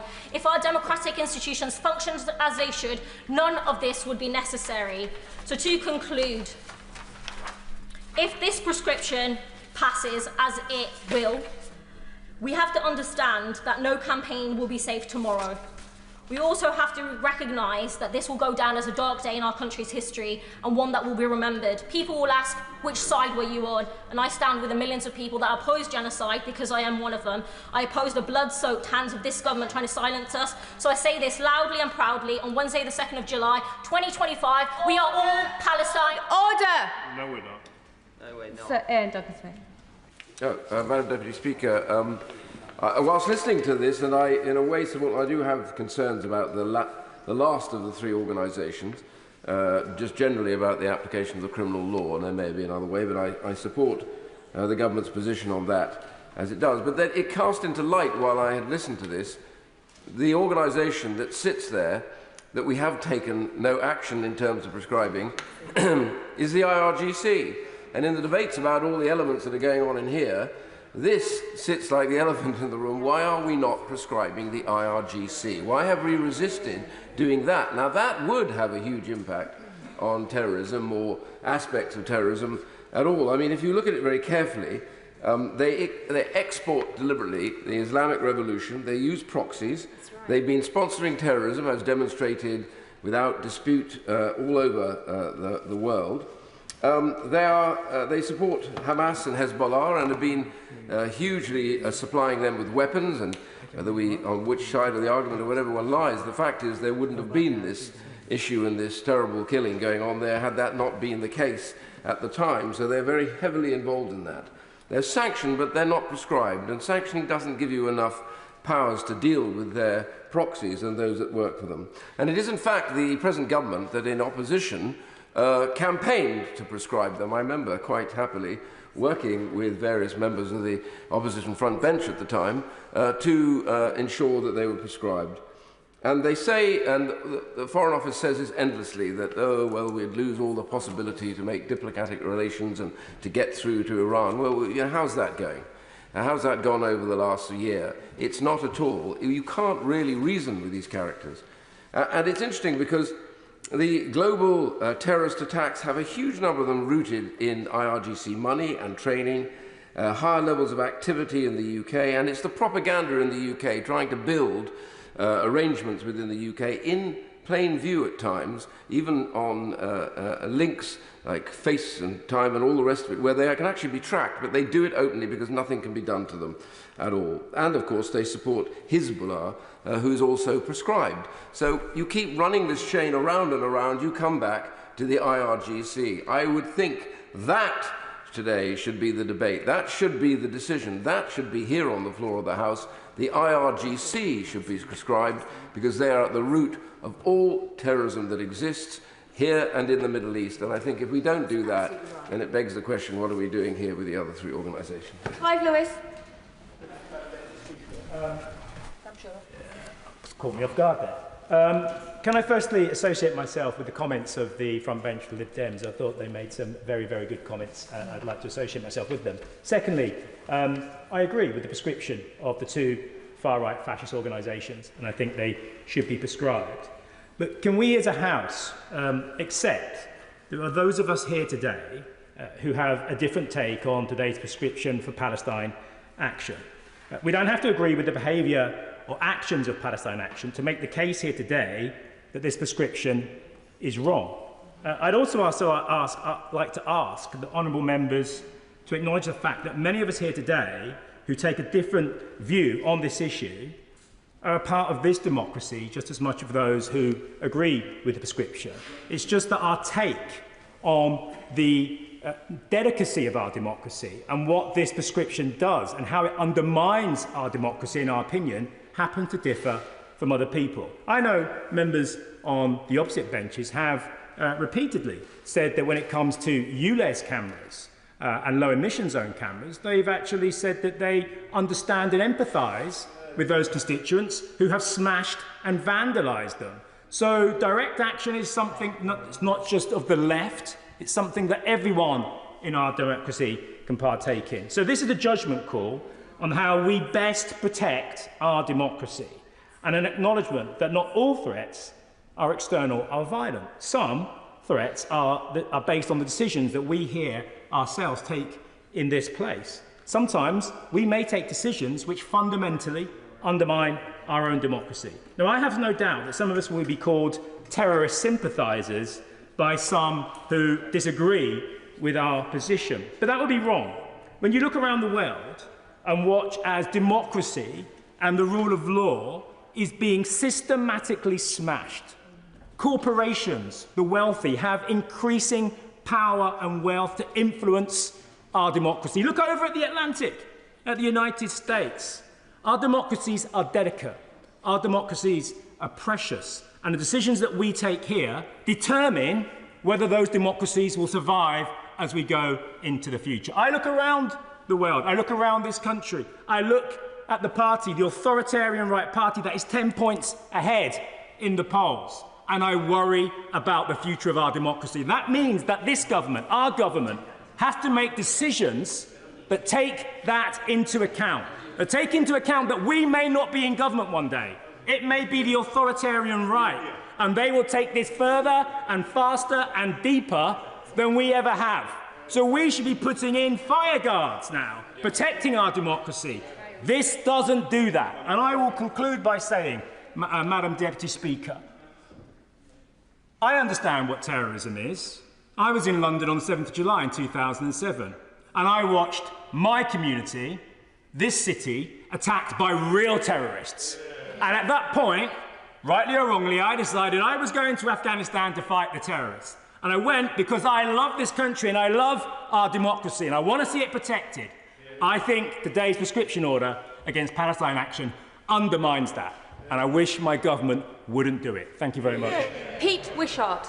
Deputy Speaker, as we've heard, the issues around the prescription of Palestine Action has thrown up a number of legitimate concerns, and there's no doubt it will have an impact on our right to protest or on civil liberties that we have enjoyed for decades. And where it's absolutely and utterly right to condemn and prosecute criminal activity, especially those that threaten our national security, surely this must be done within the framework of existing legislation as it always has been.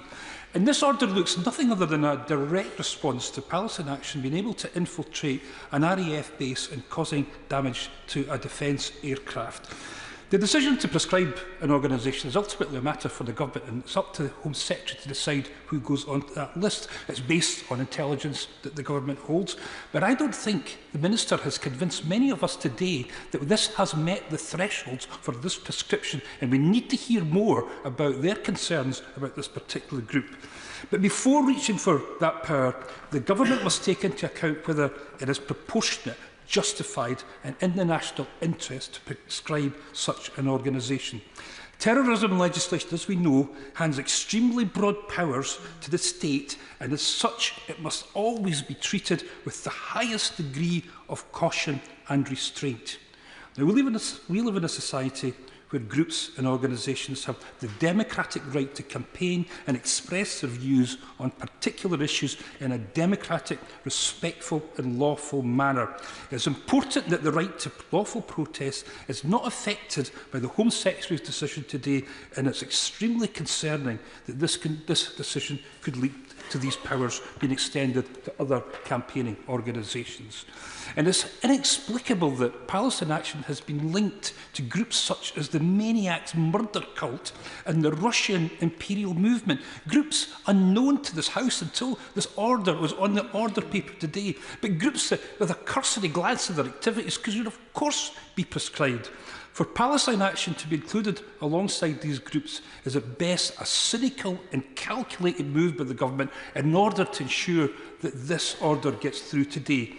People all over the UK, including many of my constituents, rightly feel very strongly about the appalling crimes being committed against innocent civilians in Gaza on a daily basis. Many of these people have been taking part in weekly protests to make their voices heard, to show solidarity with the Palestinian people. These people are now concerned that they might be caught up in this prescription. And I'm also concerned that many young people who are sharing social media posts from Palestine Actions could now be considered as glorifying what will soon be a prescribed group. We need clarity on what actions would result in people being charged under this terrorism legislation. For example, does wearing a Palestine Action badge handed out at a demonstration or a rally mean that they could be charged with terrorism? Organisations, as we've heard, like Amnesty International and even the United Nations have expressed their concern about this prescription regarding the UK's broad definition of terrorism. This week, Madam Deputy Speaker, an Israeli strike in Gaza seafront cafe killed at least 20 Palestinians. This is what we should be discussing today and every day until a permanent ceasefire is reached and all the hostages are released. The government must act in the national interest. That is what they've got to do. And they've got to keep us safe from all of these different challenges that's presented to them. But we need clear reassurance about the wider impact of what is being proposed today. John Pearce. Thank you, Madam Deputy Speaker. I welcome the Home Secretary's decisive action on Palestine Action, Maniacs Murdercore and the Russian imperial movement today. 20 months on from the horrific terror attacks of the 7th of October, the suffering of innocent people in Gaza, in Israel and beyond has rightly been the subject of much international campaigning. Money has been raised to support charities getting aid into Gaza. The Hostages and Missing Families Forum has worked tirelessly to keep the plight of the 50 remaining hostages on the world's agenda, and hundreds of thousands of people have contacted their MPs, signed petitions and made their voices heard. This is all genuine activism, importantly within the bounds of the law. Palestine Action is something different. Over 5 years, it has conducted a campaign of violence, intimidation and criminal damage. In one attack on a business in Bristol, 2 police officers were attacked with a sledgehammer. The officers also then found not only sledgehammers, but whips, axes and other homemade weapons. Palestine Action have attacked a business in my constituency in High Peak, intimidating the workers there. Last month, at RAF Bryce Norton, military planes were vandalised and £30 million of damage done. Such attacks undermine our national security, our armed forces, and can never be justified. I applaud the Home Secretary for responding in the strongest possible terms. But Palestine Action also has a track record of attacks against this country's Jewish community.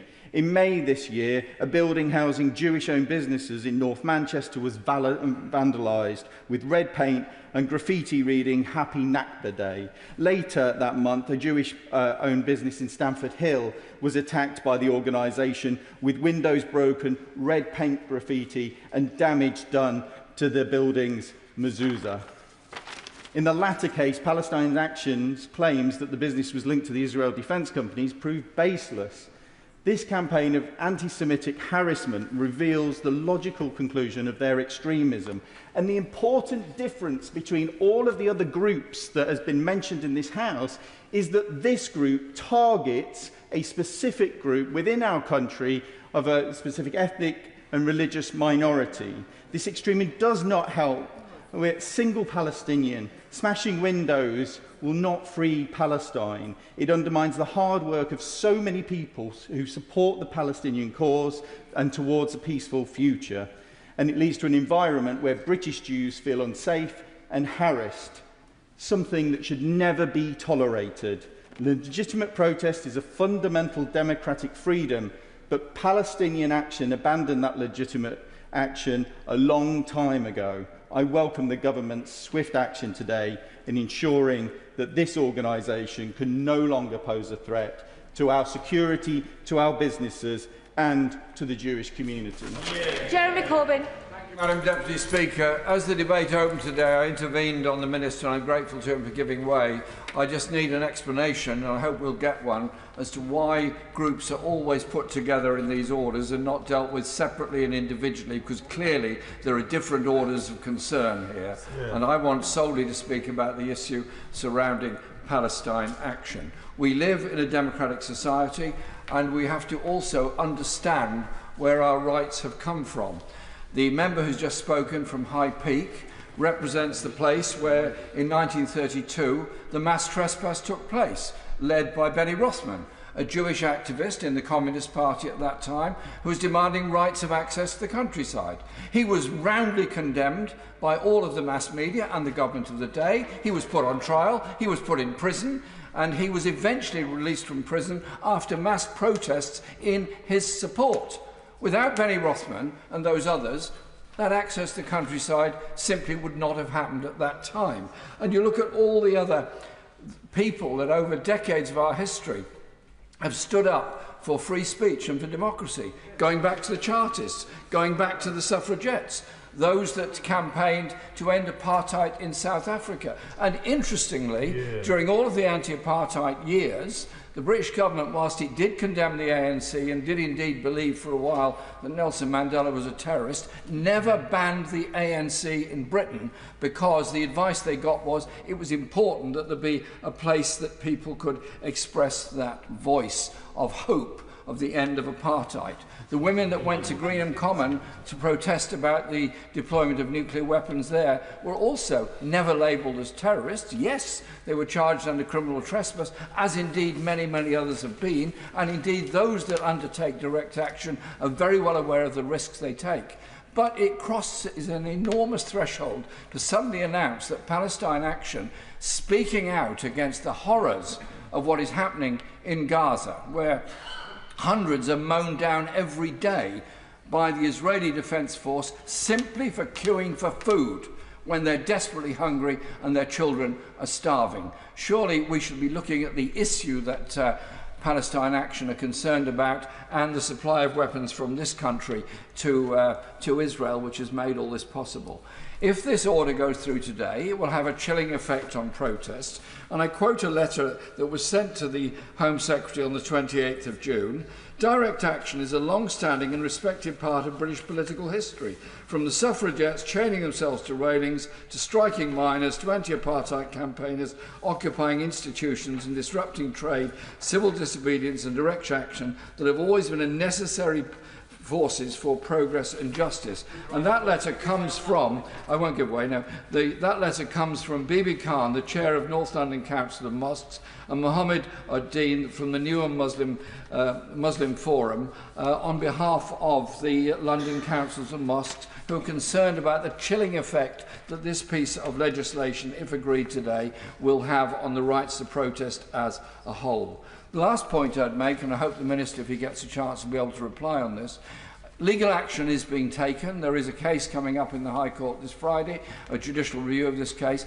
Can we have it be clear this will not be put into force until all legal avenues have been exhausted, and there won't be some temporary imposition of this later to be withdrawn if there is successful legal action? I think we need to know that all democratic avenues have been fully explored in this process. Johnson.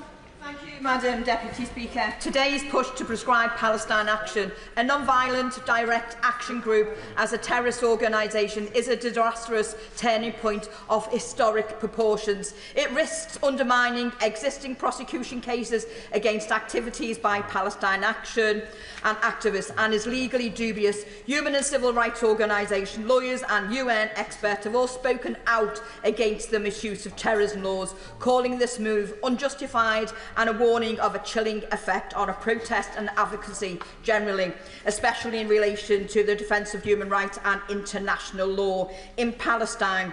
We have already seen the chilling effect on protest. Palestine Solidarity Campaign have been prevented from protesting outside Parliament this evening, and police have placed restrictions on the demo and pushed it further down Whitehall.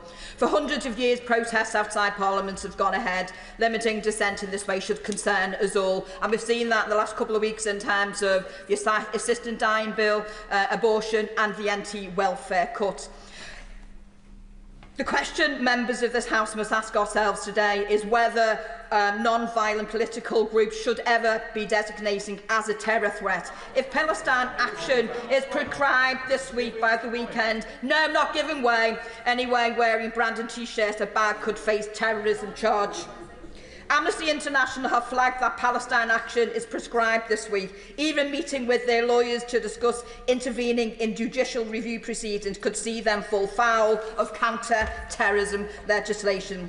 These are all examples of potential grounds for prosecution under counter-terrorism laws if Palestine Action is prescribed, which could come from constituents who are not members of the organisation and never engaged in direct action. The scope, what we're talking about, is insanely broad. Is the government really going to demand that we vote to criminalise our constituents in this way? Prescribing Palestine Action today would set a dangerous precedent for the future government misuse of counter-terror laws. It would be the first group prescribed mainly for serious damage to property and the first prescribed direct action group. Prescription is neither necessary nor proportionate. We already have sufficient criminal legislation that always dealt with where necessary, and the Home Secretary has provided no impact assessment and, quote, no or no significant impact on the private, voluntary or public sectors foreseen. But we have received no reassurances around how the proportionality test has been applied or whether unintended impacts on the wider pro-Palestine movement were considered by the Home Office and Prescription Review Group. Indeed, we have heard from civil rights groups that there have been allegedly meetings with representatives from the Israeli government and arms companies such as Elbit, but none with human rights groups. Whether members of this House debating and voting on this SI today agree with the methods of the arms of Palestine Action, we should all be able to agree that lumping Palestine Action together with the other two obscure groups to ensure that it is prescribed is a disgraceful manipulation of parliamentary procedure. Search and Hansard, neither of the two groups have been mentioned. They are so obscure. This manoeuvre is nakedly transparent and shows that the government knows just how shaky prescription is. Today, they come for Palestine Action. If this passes today, who and what will be next? And I look forward to the Minister answering our concerns raised in this debate today, particularly regarding grouping those three organisations together. Thank you, Madam Speaker. Ellie Chowns. Thank you, Madam Deputy Speaker. Let me start by putting on record that I know at least two people who have previously participated in Palestine Action protests. But that's not why I am speaking today. This is about fundamental principles. Madam Deputy Speaker, this is a chilling moment for British democracy. Let's be clear about what is happening here. A political protest group is being silenced. And isn't it hugely ironic that this is being done today when this morning hundreds of women MPs, including the Home Secretary herself, celebrated in Westminster Hall the 97th anniversary of equal votes for women, a victory won by the suffragettes, themselves a direct action protest group. I have three key points I would like to make today. First, it's a clear overreach to conflate direct action with terrorism. Second, this will have a chilling effect on the democratic rights to free speech and protest. And third, it is utterly cynical of the government to wrap up proscription of Palestine Action with proscription of two other clearly terrorist groups. The Terrorism Act 2000 makes it clear that strict proportionality and necessity tests must be met before prescribing any group. But this decision on Palestine Action is not necessary or proportionate. As Amnesty International and others have made clear, there is ample criminal law capable of responding to a direct action protest network like Palestine Action. They may have engaged in criminal damage, their supporters may break into air bases, they may have been charged with offences like violent disorder and aggravated burglary. They may have carried out actions that I absolutely do not condone. Indeed, I condemn physical attacks against properties in Stamford Hill that understandably may have stirred up genuine fear. And personally, I find the words spoken by one of their co-founders at a rally in the aftermath of the October 7th Hamas attacks absolutely horrific, but that does not make Palestine Action terrorist. That bar is and should be extremely high. It is commonly understood internationally to involve the use or threat against violence against civilians to instill fear, whereas the stated aim of Palestine Action is to prevent war crimes, to prevent crime against humanity, to prevent genocide. And it's not just the members and supporters of Palestine Action who are being silenced. By association, this proscription represents a grave risk to the free speech and protest rights of millions of members of the public who are rightly concerned that a genocide is happening in Gaza on this government's watch. Millions of people in this country are active, whether online or in their communities, in campaigning to end the UK's complicity in that genocide. And there's a clear risk that proscribing Palestine Action could criminalise people, for example, for sharing a social media post with potential imprisonment of up to 14 years. This interferes with the fundamental rights of members of the public to protest the government's policies and is clearly disproportionate when compared with the actions of the group. I am also deeply concerned by the Home Office's utterly cynical decision to wrap up the proscription of Palestine Action with two other groups who undeniably do meet the terrorism test. This has clearly been done in order to make it extremely difficult for MPs to vote against the motion. I want it on record. I and my Green Party colleagues absolutely oppose the proscription of Palestine Action, and we will oppose any similar attacks on the civil disobedience which is such a proud part of UK history. And if you compare the charges against Palestine Action with those of maniacs, murder cult and the Russian imperial movement, paramilitary training camps, guides on how to fatally attack somebody, supremacists, neo-Nazis organising in support for Satanism. Those are clearly terrorist acts, whereas prescribing Palestine Action appears to be a purely political move, unworthy of a democracy supposedly committed to human rights. No wonder there is significant opposition to this move across Parliament, including from a former Lord Chancellor and Justice Secretary, Lord Falconer. And it is a massive distraction from the continuing horrors in Gaza. That's what Palestine Action want to bring to an end, as do many in this room. Order. Nadia Whitome. Thank you, Madam Deputy Speaker. Madam Deputy Speaker, I want to start by making clear to members that the order we're voting on is not about whether or not we are supportive of Palestine Action's political positions or protest methods. To vote against this motion, you do not have to agree with them at all, and you can still support holding them criminally liable for their actions. Because the question is about whether they should be prescribed as a terrorist group, placed alongside the likes of Al-Qaeda, the Islamic State, and National Action. It's fitting, Madam Deputy Speaker, that this debate is taking place on the 97th anniversary of women winning the vote on equal terms with men, thanks in no small part to the suffragettes. The suffragettes carried out direct action far more extreme than anything those in Palestine Action have done, yet today their role in changing history for the better is commemorated. Whatever you think of their actions, Palestine Action are part of a similar tradition, with the target this time being to stop the genocide in Gaza. It is unprecedented for a government to ban a civil disobedience protest group in the way that it is attempting to do so today. But what's not unprecedented is protesters breaking into military bases. This has never before resulted in prescription. Prescribing Palestine Action would be a draconian overreach. It would threaten the fundamental right to peaceful protest. It would set a dangerous precedent that could be used in future to further silence dissent, while diminishing what the Terrorism Act is meant to prevent. UN... Yes, I will. I thank the Honourable Lady for giving way. As the MP for Newbury, we have Greenham Common, which now is very peaceful, but before had cruise missiles. And Greenham Common peace women actually broke into the base. They attacked jets with hammers, and they were prosecuted under criminal law. They were held to account, but I believe, do you agree with me, that potentially under this government, even Greenham peace women would have been considered a terrorist organisation? I thank him for his intervention, and I agree entirely. Madam Deputy Speaker, UN experts are urging us not to do this. They state they are concerned at the unjustified labelling of a political protest movement as terrorist. Hundreds of lawyers have written to the Home Secretary warning that prescribing Palestine Action would conflate protest and terrorism. Amnesty International and Liberty have both expressed deep concerns. We've seen a senior civil servant briefing disquiet among Home Office staff about this decision, calling it absurd. It's important to remember that this prescription would not just affect members of Palestine Action, but anyone who supports them. Donating to a fundraiser or posting positively about the group on social media would mean committing a crime. We risk criminalising huge numbers of our own constituents.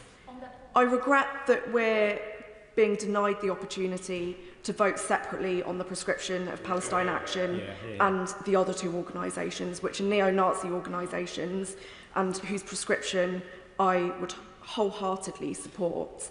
But grouping together these organisations that so clearly do not belong in the same category demonstrates again why we cannot allow this prescription to go ahead. I therefore have no choice but to vote against it today. Julian Lewis.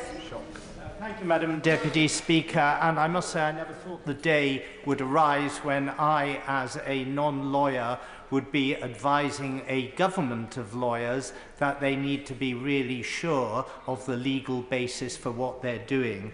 As I said in an intervention on this subject on the 23rd of June, it would do the country and the government no favours if they were to lose in court a challenge to the process of prescription. Because whereas the secret sabotage of planes would certainly have been an act of terrorism leading to prescription, the fact is that this was a performative act that these people announced they had done. So the question I want to put to the government is, are they going to at least adopt a belt and braces policy when it comes to the prosecution of the people who did that terribly irresponsible and wrong-headed act of sabotaging those planes? Will they prosecute them as well on the basis that they have done criminal damage, that they have done something which is to attack the forces of the Crown and which therefore borders on sedition? Because otherwise, I fear that by using the wrong aspects of the law to pursue some people who did some very bad things indeed, the government will end up actually scoring an own goal when these people walk free with a court triumph under their belt. I am not convinced that the policy that the government has adopted on this matter, though justified in terms of the unacceptable behaviour of the perpetrators, is nevertheless going to stand up in court when there are plenty of other legal methods that could be used to deal with this form of extremism. And extremism it is, but it does not, in my opinion, pass the threshold to be classified in the legal sense as terrorism. Now, it may be the case that if I'd been able to accept the offer of the Minister, which I understand he made to have a word with me on Privy Council terms before this debate, and I thank him for that offer, and I'm sorry I wasn't able to take it up, it may be that he would have been able to tell me things about this group that would have then convinced me that it crossed that threshold. But if he's not able to tell these things in public, and there may be very good reasons why he isn't, then I suspect he won't be able to tell it to the courts either. So I say to the government, nobody, I think, will accuse me of being soft on anti-militarist extremist groups, but I say to the government, with the best will in the world, make sure you adopt a legal belt and braces policy when it comes to prosecuting this group, and don't rely just on this prescription, because I fear I see trouble ahead from my learned friends. Imran Hussain. Madam Deputy Speaker, let me also place on record my full support for the prescription of maniacs, murder cult and the Russian imperial movement. These are vile, murderous, fascist cults. Their place on the prescribed list is justified and necessary. But it's precisely because we must take terrorism seriously that we must also draw clear lines. To put Palestine Action, a direct action protest group, in the same category as these murderous extremist organisations erodes the credibility of our legal framework and risks undermining civil rights. Prescription must be used judicially. Conflating protest with terror is a dangerous step that undermines the very freedoms our counter-terrorism laws are meant to protect. Now, where there is criminal activity, there is adequate legal provision within the criminal law to deal with that. What we are being asked to do is prescribe them under the Terrorism Act to treat civil dissent, whether or not we agree or disagree with that civil dissent, as extremism. That is a concerning shift, and we risk crossing a line. Hundreds of lawyers, including KCs and human rights advocates, have warned that this is not a hallmark of democracy. We've heard earlier today that United Nations special rapporteurs have expressed serious concern about this measure. What we haven't heard, actually, is the huge implication that this will have on some of our communities. The risk of being criminalised simply for showing support for Palestine. Under this prescription, people could face prosecution for something as simple as wearing a badge, sharing a post online, or attending a peaceful protest. Now, do we really, the question for this House is, do we really want to become a society where non-violently expressing solidarity or even speaking out could be interpreted as terrorism? This will only further fuel fear and repression. Local anti-racist groups could suddenly find themselves under suspicion. Communities, whole communities, could be cast as suspect not for what they do, but for what they stand for. And there's numerous examples. I don't have the time today. My honourable friend, the member for Leeds East, as always, eloquently set out a number of examples that should send shivers, frankly, down the backs of everybody's spine in this place. This is not the way forward. A non-violent protest, what our democracy is meant to protect, now risks being labelled as terror. The legal basis for this prescription is unsound. The democratic consequences are severe and the moral cost is frankly unacceptable. Let me be clear, it will disproportionately target campaigners and minority communities, and it will set a precedent that reaches far beyond this one group. Today it's Palestine Action, tomorrow it could be climate activists. We are standing on a slippery slope. Prescribing a protest group is not strength. Madam Deputy Speaker, I urge this House to defend our hard-won rights to civil liberties, because to conflate protest with terrorism is not democracy, and therefore I will not support, and I want to put that on the record, any prescription of Palestine Action. Well said. I can squeeze in one more speaker if they're tight. Shaukat Adam. Madam Deputy Speaker. Madam Deputy Speaker, I came to this country as a child. This country nurtured me, educated me and embraced me, and I love this country for so many reasons. But there are two reasons I love this country for more than anything else, I suspect. One is its sense of fairness, and the second is its sense of ability to be free, to be able to express how you feel democratically. That is why today I speak specifically about Palestine Action when I say that if we proscribe this organisation under the Terrorism Act, we will, for the first time in this nation's history, outlaw a domestic protest group as a terrorist organisation.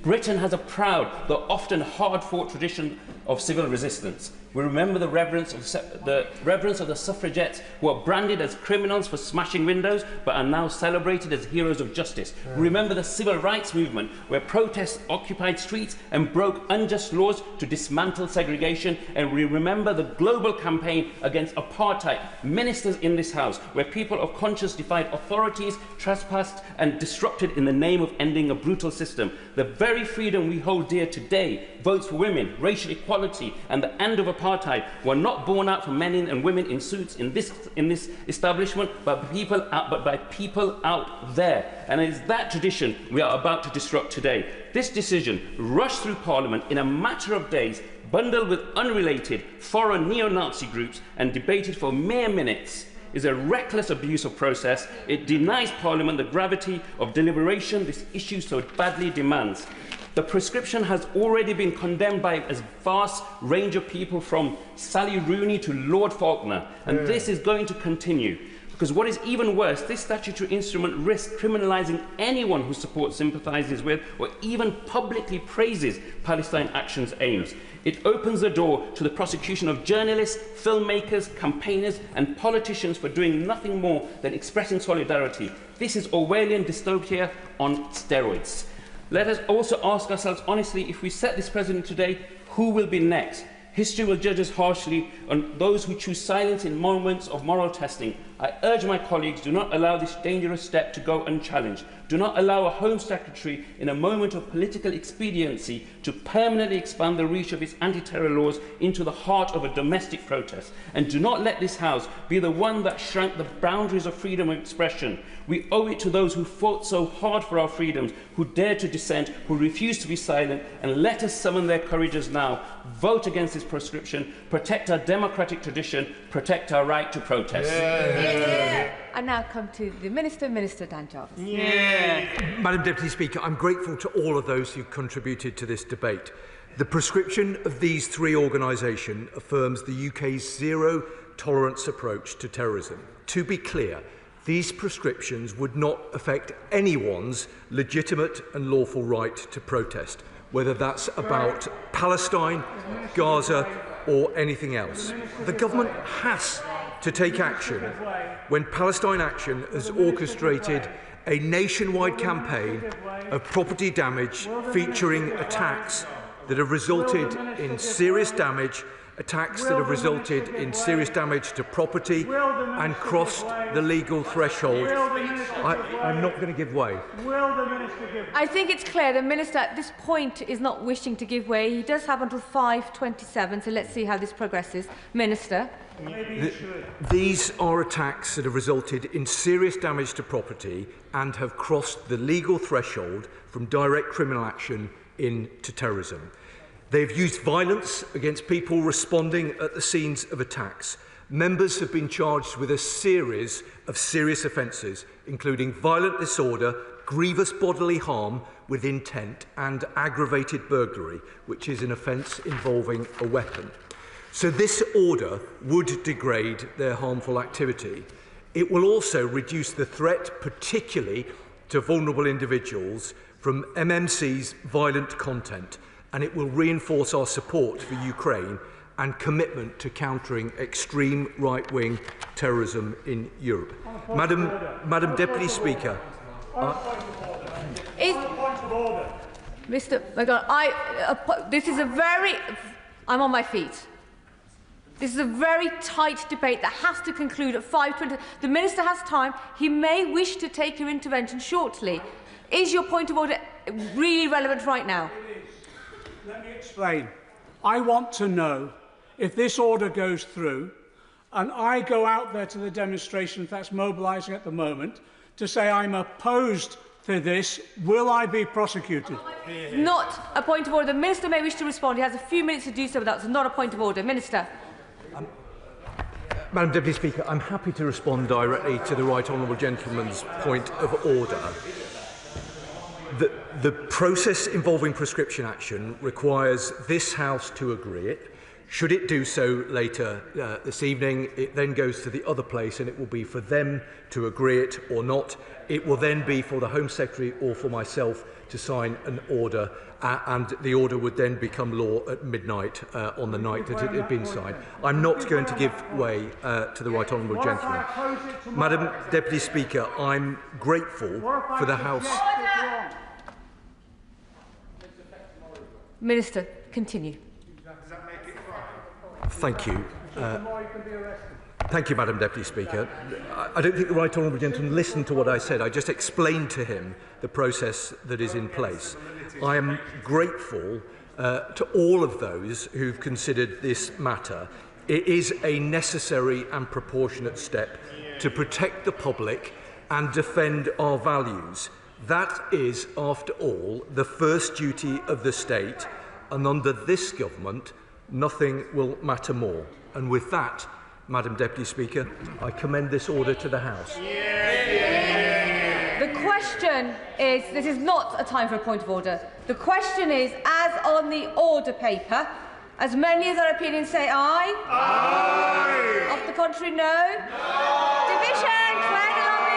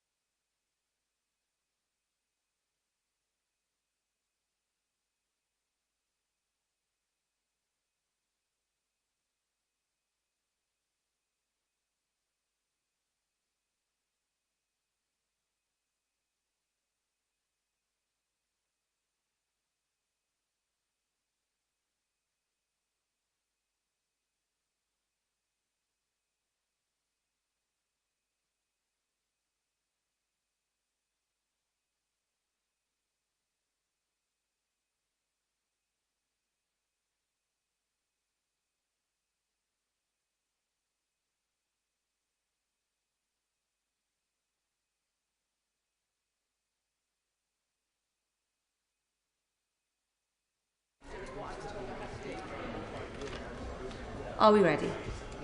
The question is, as on the order paper, as many that opinion say aye. Aye. Of the contrary, no. No. The tellers for the ayes are Jen Kitchen and Christian Wakeford, and the tellers for the noes are Bell Rivera Addy and Ayub Khan.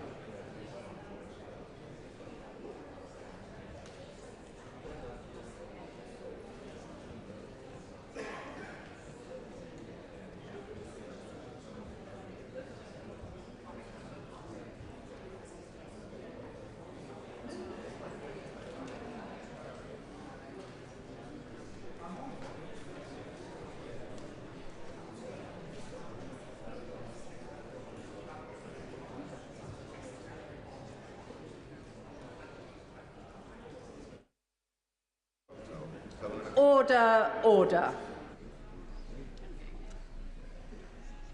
The ayes to the right, 385. The noes to the left, 26.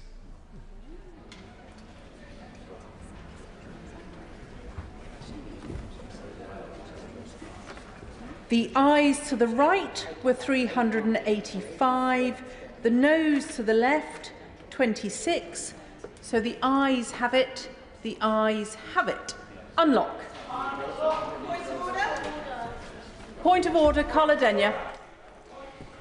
As Madam Deputy Speaker knows, every single person who just voted no wanted to vote yes to the prescription of the maniacs, murder cult and the Russian imperial movement, but were prevented from doing so by the cynical way that the government lumped together these two clearly terrorist organisations with Palestine Action, which we could not support. Can the Speaker please advise me and those other MPs who just voted no if there is any way in future that prescription orders for unrelated organisations can be voted on separately so that each MP can apply their own critical assessment of whether each group has met the tests of proportionality and necessity required for a terrorist prescription. Well said. Thank the honourable lady for having given notice of her point of order. The Chair does not have the power to separate out decisions on the contents of a statutory instrument. In making her point of order, she has put her points and her concerns on the record. Point of order, Zara Sultana. Thank you, Madam Deputy Speaker. During the previous debate on the prescription of Palestine Action, the member for High Peak, who I have notified, spoke without declaring that he is chair of Labour Friends of Israel and has accepted hospitality and overseas trips funded by pro-Israel lobby organisations. The House was discussing a non-violent direct action group that directly challenges the Israeli state, which is on trial for genocide against the Palestinian people. Can you advise me, Madam Deputy Speaker, on what mechanisms are available so the British public are truly aware of what interests are being represented on this floor? I thank the honourable lady for her point of order and indeed for having given advance notice of it. The procedure for raising a complaint of this sort is by writing to the Parliamentary Commissioner for Standards, and it is not a matter for the Chair.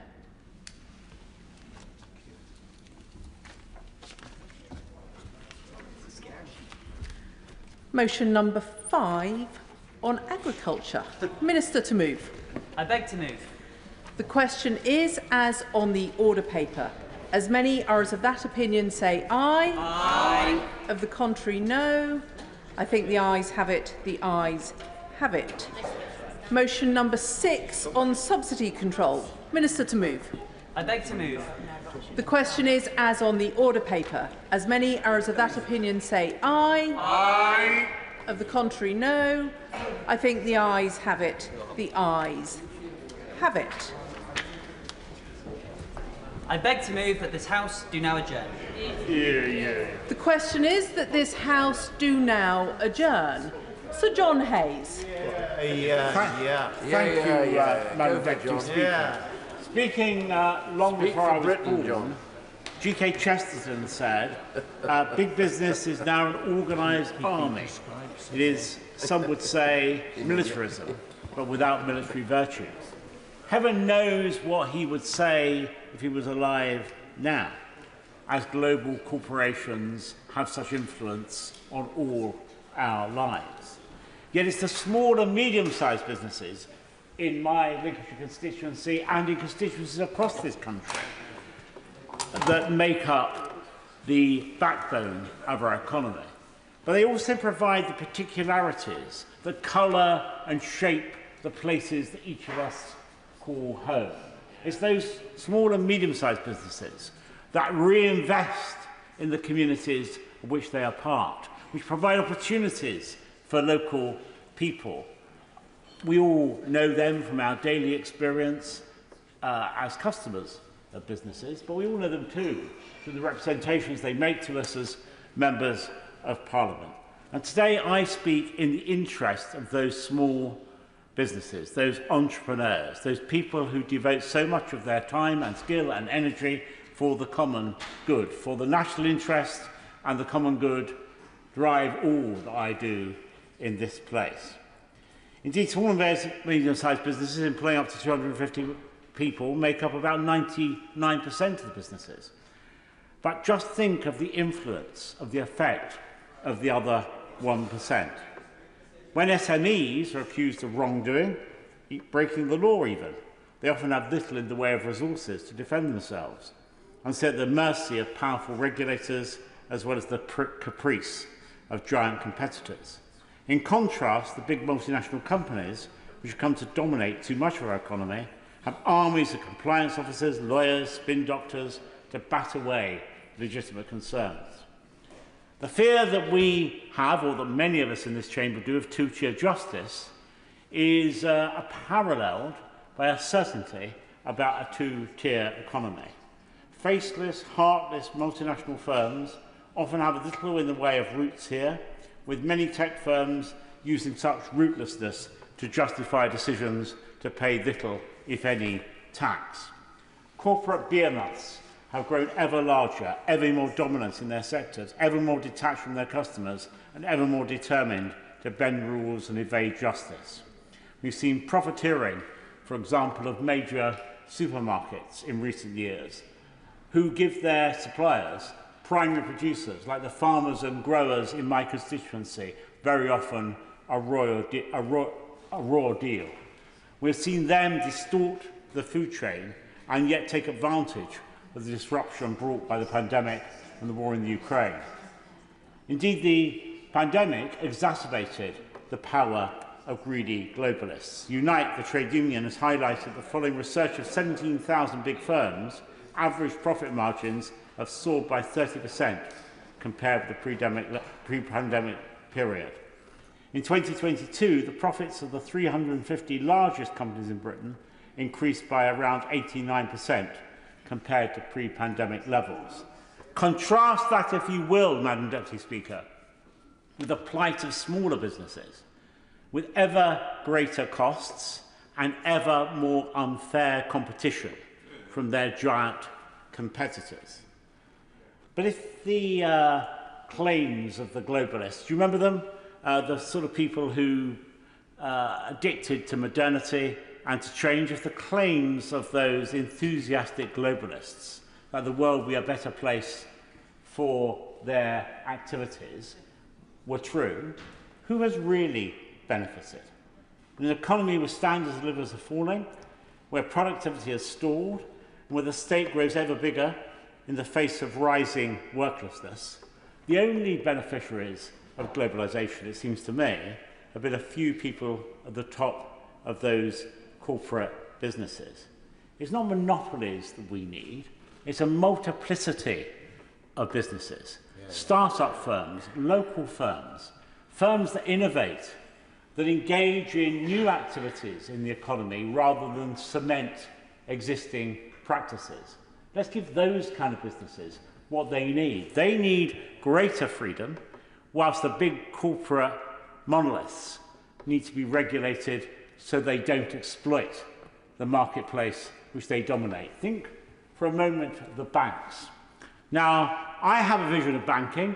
I hope you might too, Madam Deputy Speaker, rooted in a sort of dad's army approach. You know, a Captain Mannering figure, committed to his community, in close touch with his customers, caring about the business which he ran. And that wasn't so. That wasn't just. That wasn't just a fiction. In my younger years, I well remember going to a bank as a young man and asking if I could borrow £500 to buy an old car. I was a student at the time. The manager, a bit like Captain Mannering in character, invited me in, gave me a glass of sherry, and interrogated me for half an hour, and eventually said, yes, I think we can probably lend you the £500. Imagine that scene now. At best, you'd have an online connection with someone remotely situated. You Possibly get a car even... for 500 quid there, John. I think the Honourable Member for Chingford and Woodford Green was referring to the £500 that he still owes me from the days when I used to work for him. But the point is that nowadays the connection between customers and suppliers has become at best detached and at worst remote. Now you'd have some, as I say, conversation with some remotely situated person who had known nothing about you or your circumstances and probably care. Give away. And probably care less. Give away? I will happily give way. Is it about the £500? Yeah. without interest. Can I just say to my honourable friend, I agree with him, and I also agree with something else, which is people don't realise that the really big multinationals, these global businesses, like, for example, Amazon, they don't really make their profits on what they sell you. What they do is they hold your data, and that's what they really sell subsequently, where they make their money and their profit. Your data derives you no income at all, and they make a lot of money on the back of that.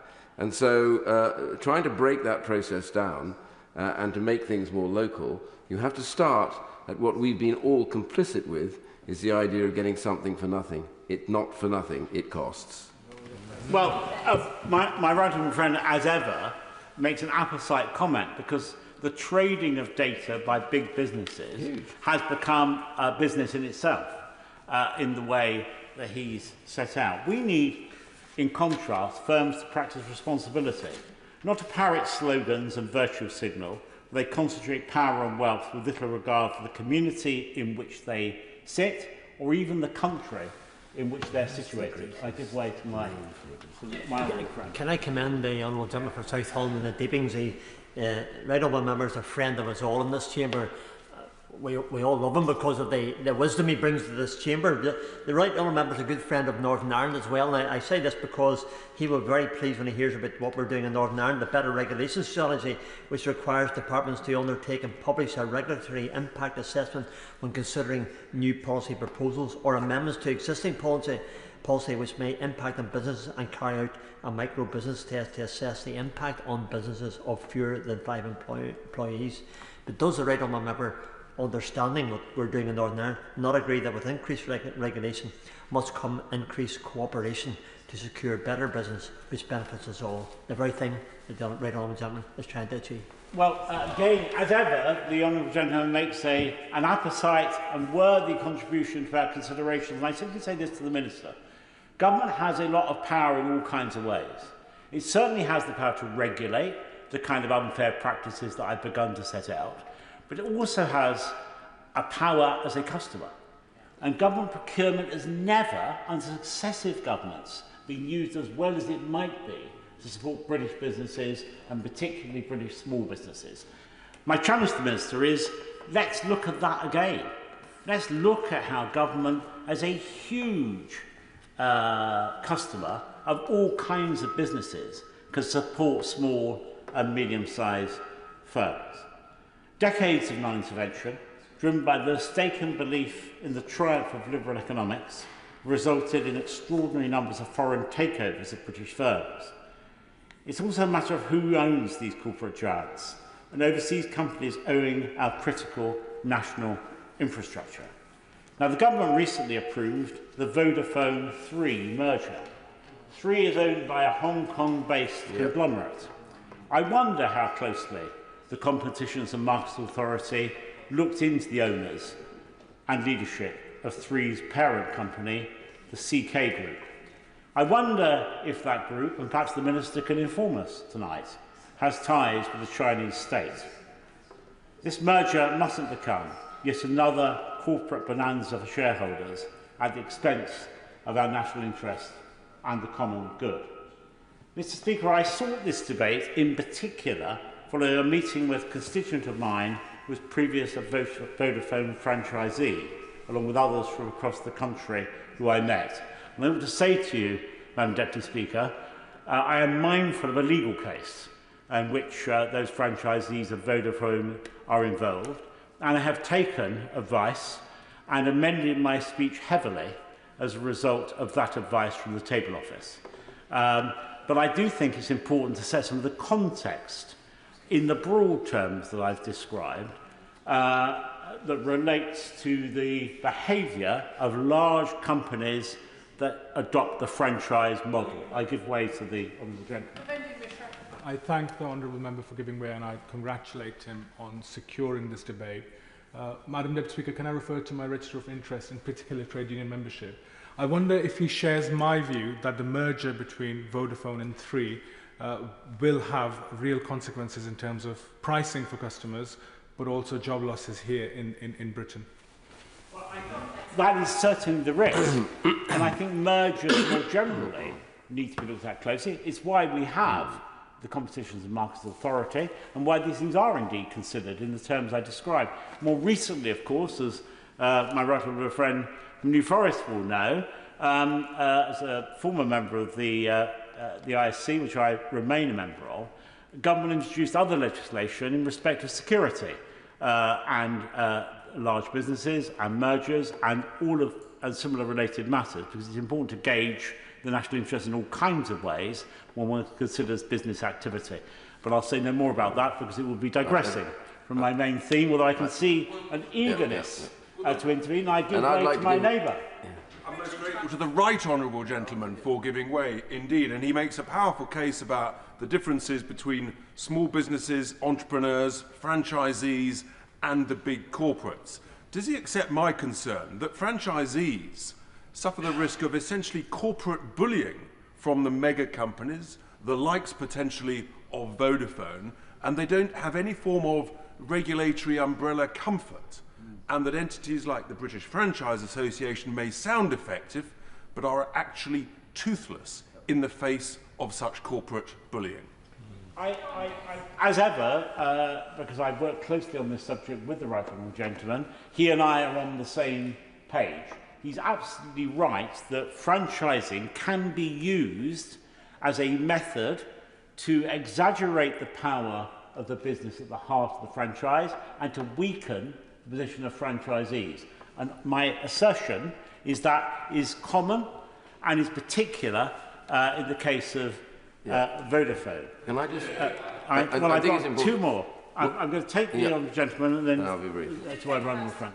I thank the right honourable gentleman for giving way, and I congratulate him for securing this very important adjournment debate. Like him, I've met Vodafone franchisees, both in my constituency, particularly the Chesley Street franchise holder, former franchise holder, who I met again today. I'm grateful to him for setting out the legal advice that he's received about the ongoing case. So I will be careful about what I say, other than to say I think there are major corporates that treat their franchisees very badly, that sign them up on one set of terms, one rate card, and then change the goalposts. And then when people dissent and complain about that, they find their franchises withdrawn and they lose their investment when they have put a great deal into that corporate giant. And I think that this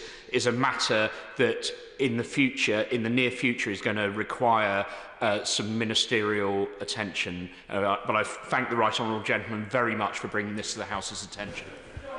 Wait for my right honourable friend. I don't mean to detain you very long, but I actually very much supported the union's position on this. I thought this was wrong at the time. And when you look at an organisation like CK, without straying into the issues of the bids, this organisation from China has links now and control over UK power networks, Northumbrian Water, Wales and West Utilities, Evershot Rail. It's intriguing, the network that they have, but hugely around the power networks and the communications networks.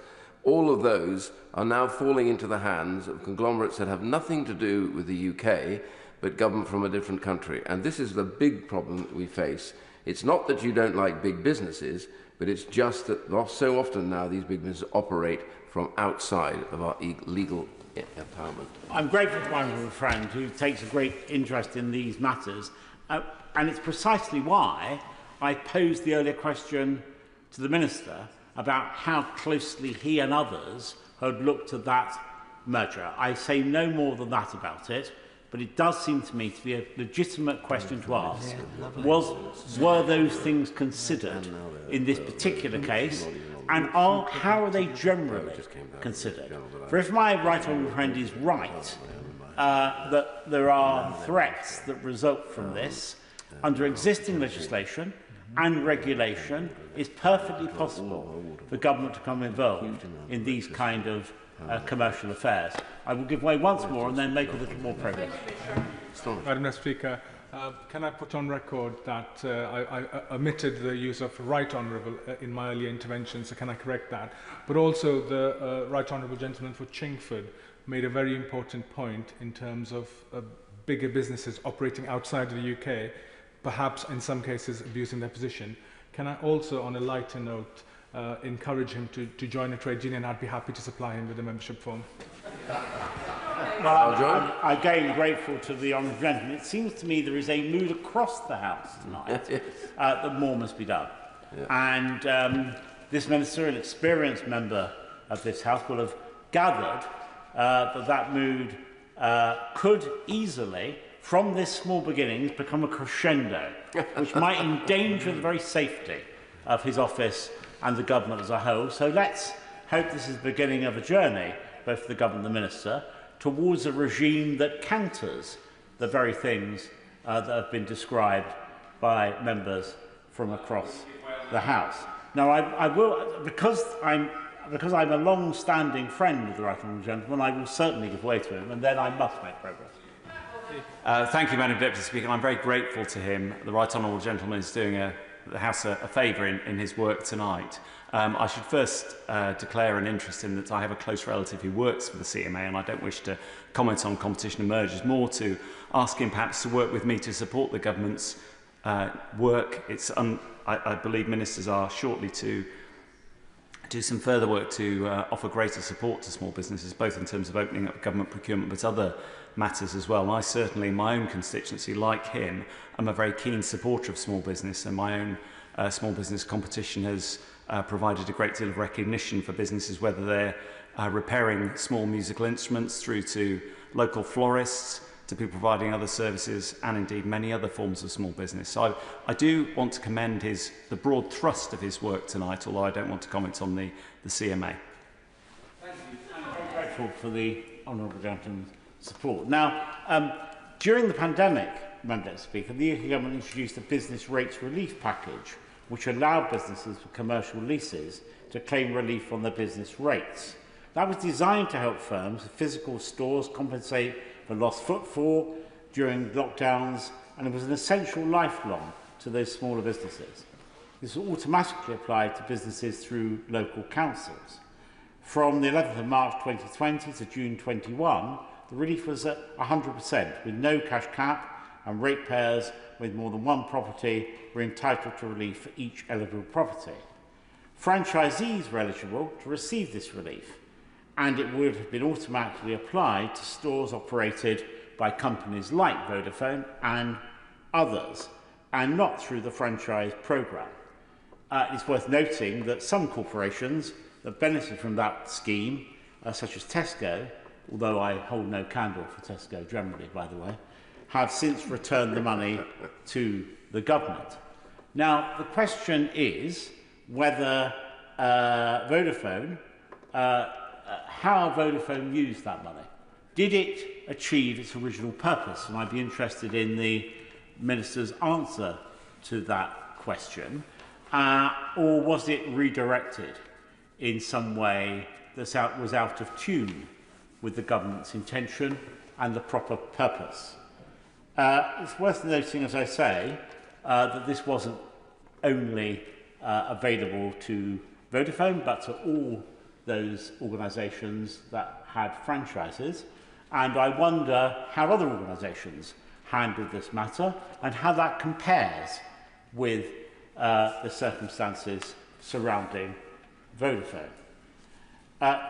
The important thing to recall, to remember, to consider as we debate these matters, the franchisees are small business owners with families. It was important to them. Business rate relief was therefore of huge significance and made a meaningful difference to people, as was intended by the Right Honourable Member for Richmond North Allerton, who was Chancellor at the time. The government's stated purpose for the COVID-19 business rate relief was to assist small businesses to carry on trading at a financially difficult time where profits in bricks and mortar was much reduced. Yet the question is, was that the reality? The fact that the government later introduced caps on the relief indicates that it was intended to help small businesses, those to whom £100,000 makes a great difference, not to subsidise large globalist corporations with hundreds of stores and access to other types of relief. So I wonder what assessment the Minister has made of how this kind of funding was used during the COVID pandemic. Too often, franchisees' payments by those who franchise them are cut drastically and with little or no explanation. Contracts are often terminated with just a few days' notice, with stores repossessed with little notice, often without valid reasons for doing so, leaving debts and loans to be repaid with no income. Franchisees claim that they face fines, clawbacks, grossly disproportionate to errors in question, in some cases errors that led to fines were results of failures in major corporation systems, yet the financial burden is often unfairly placed on franchisees.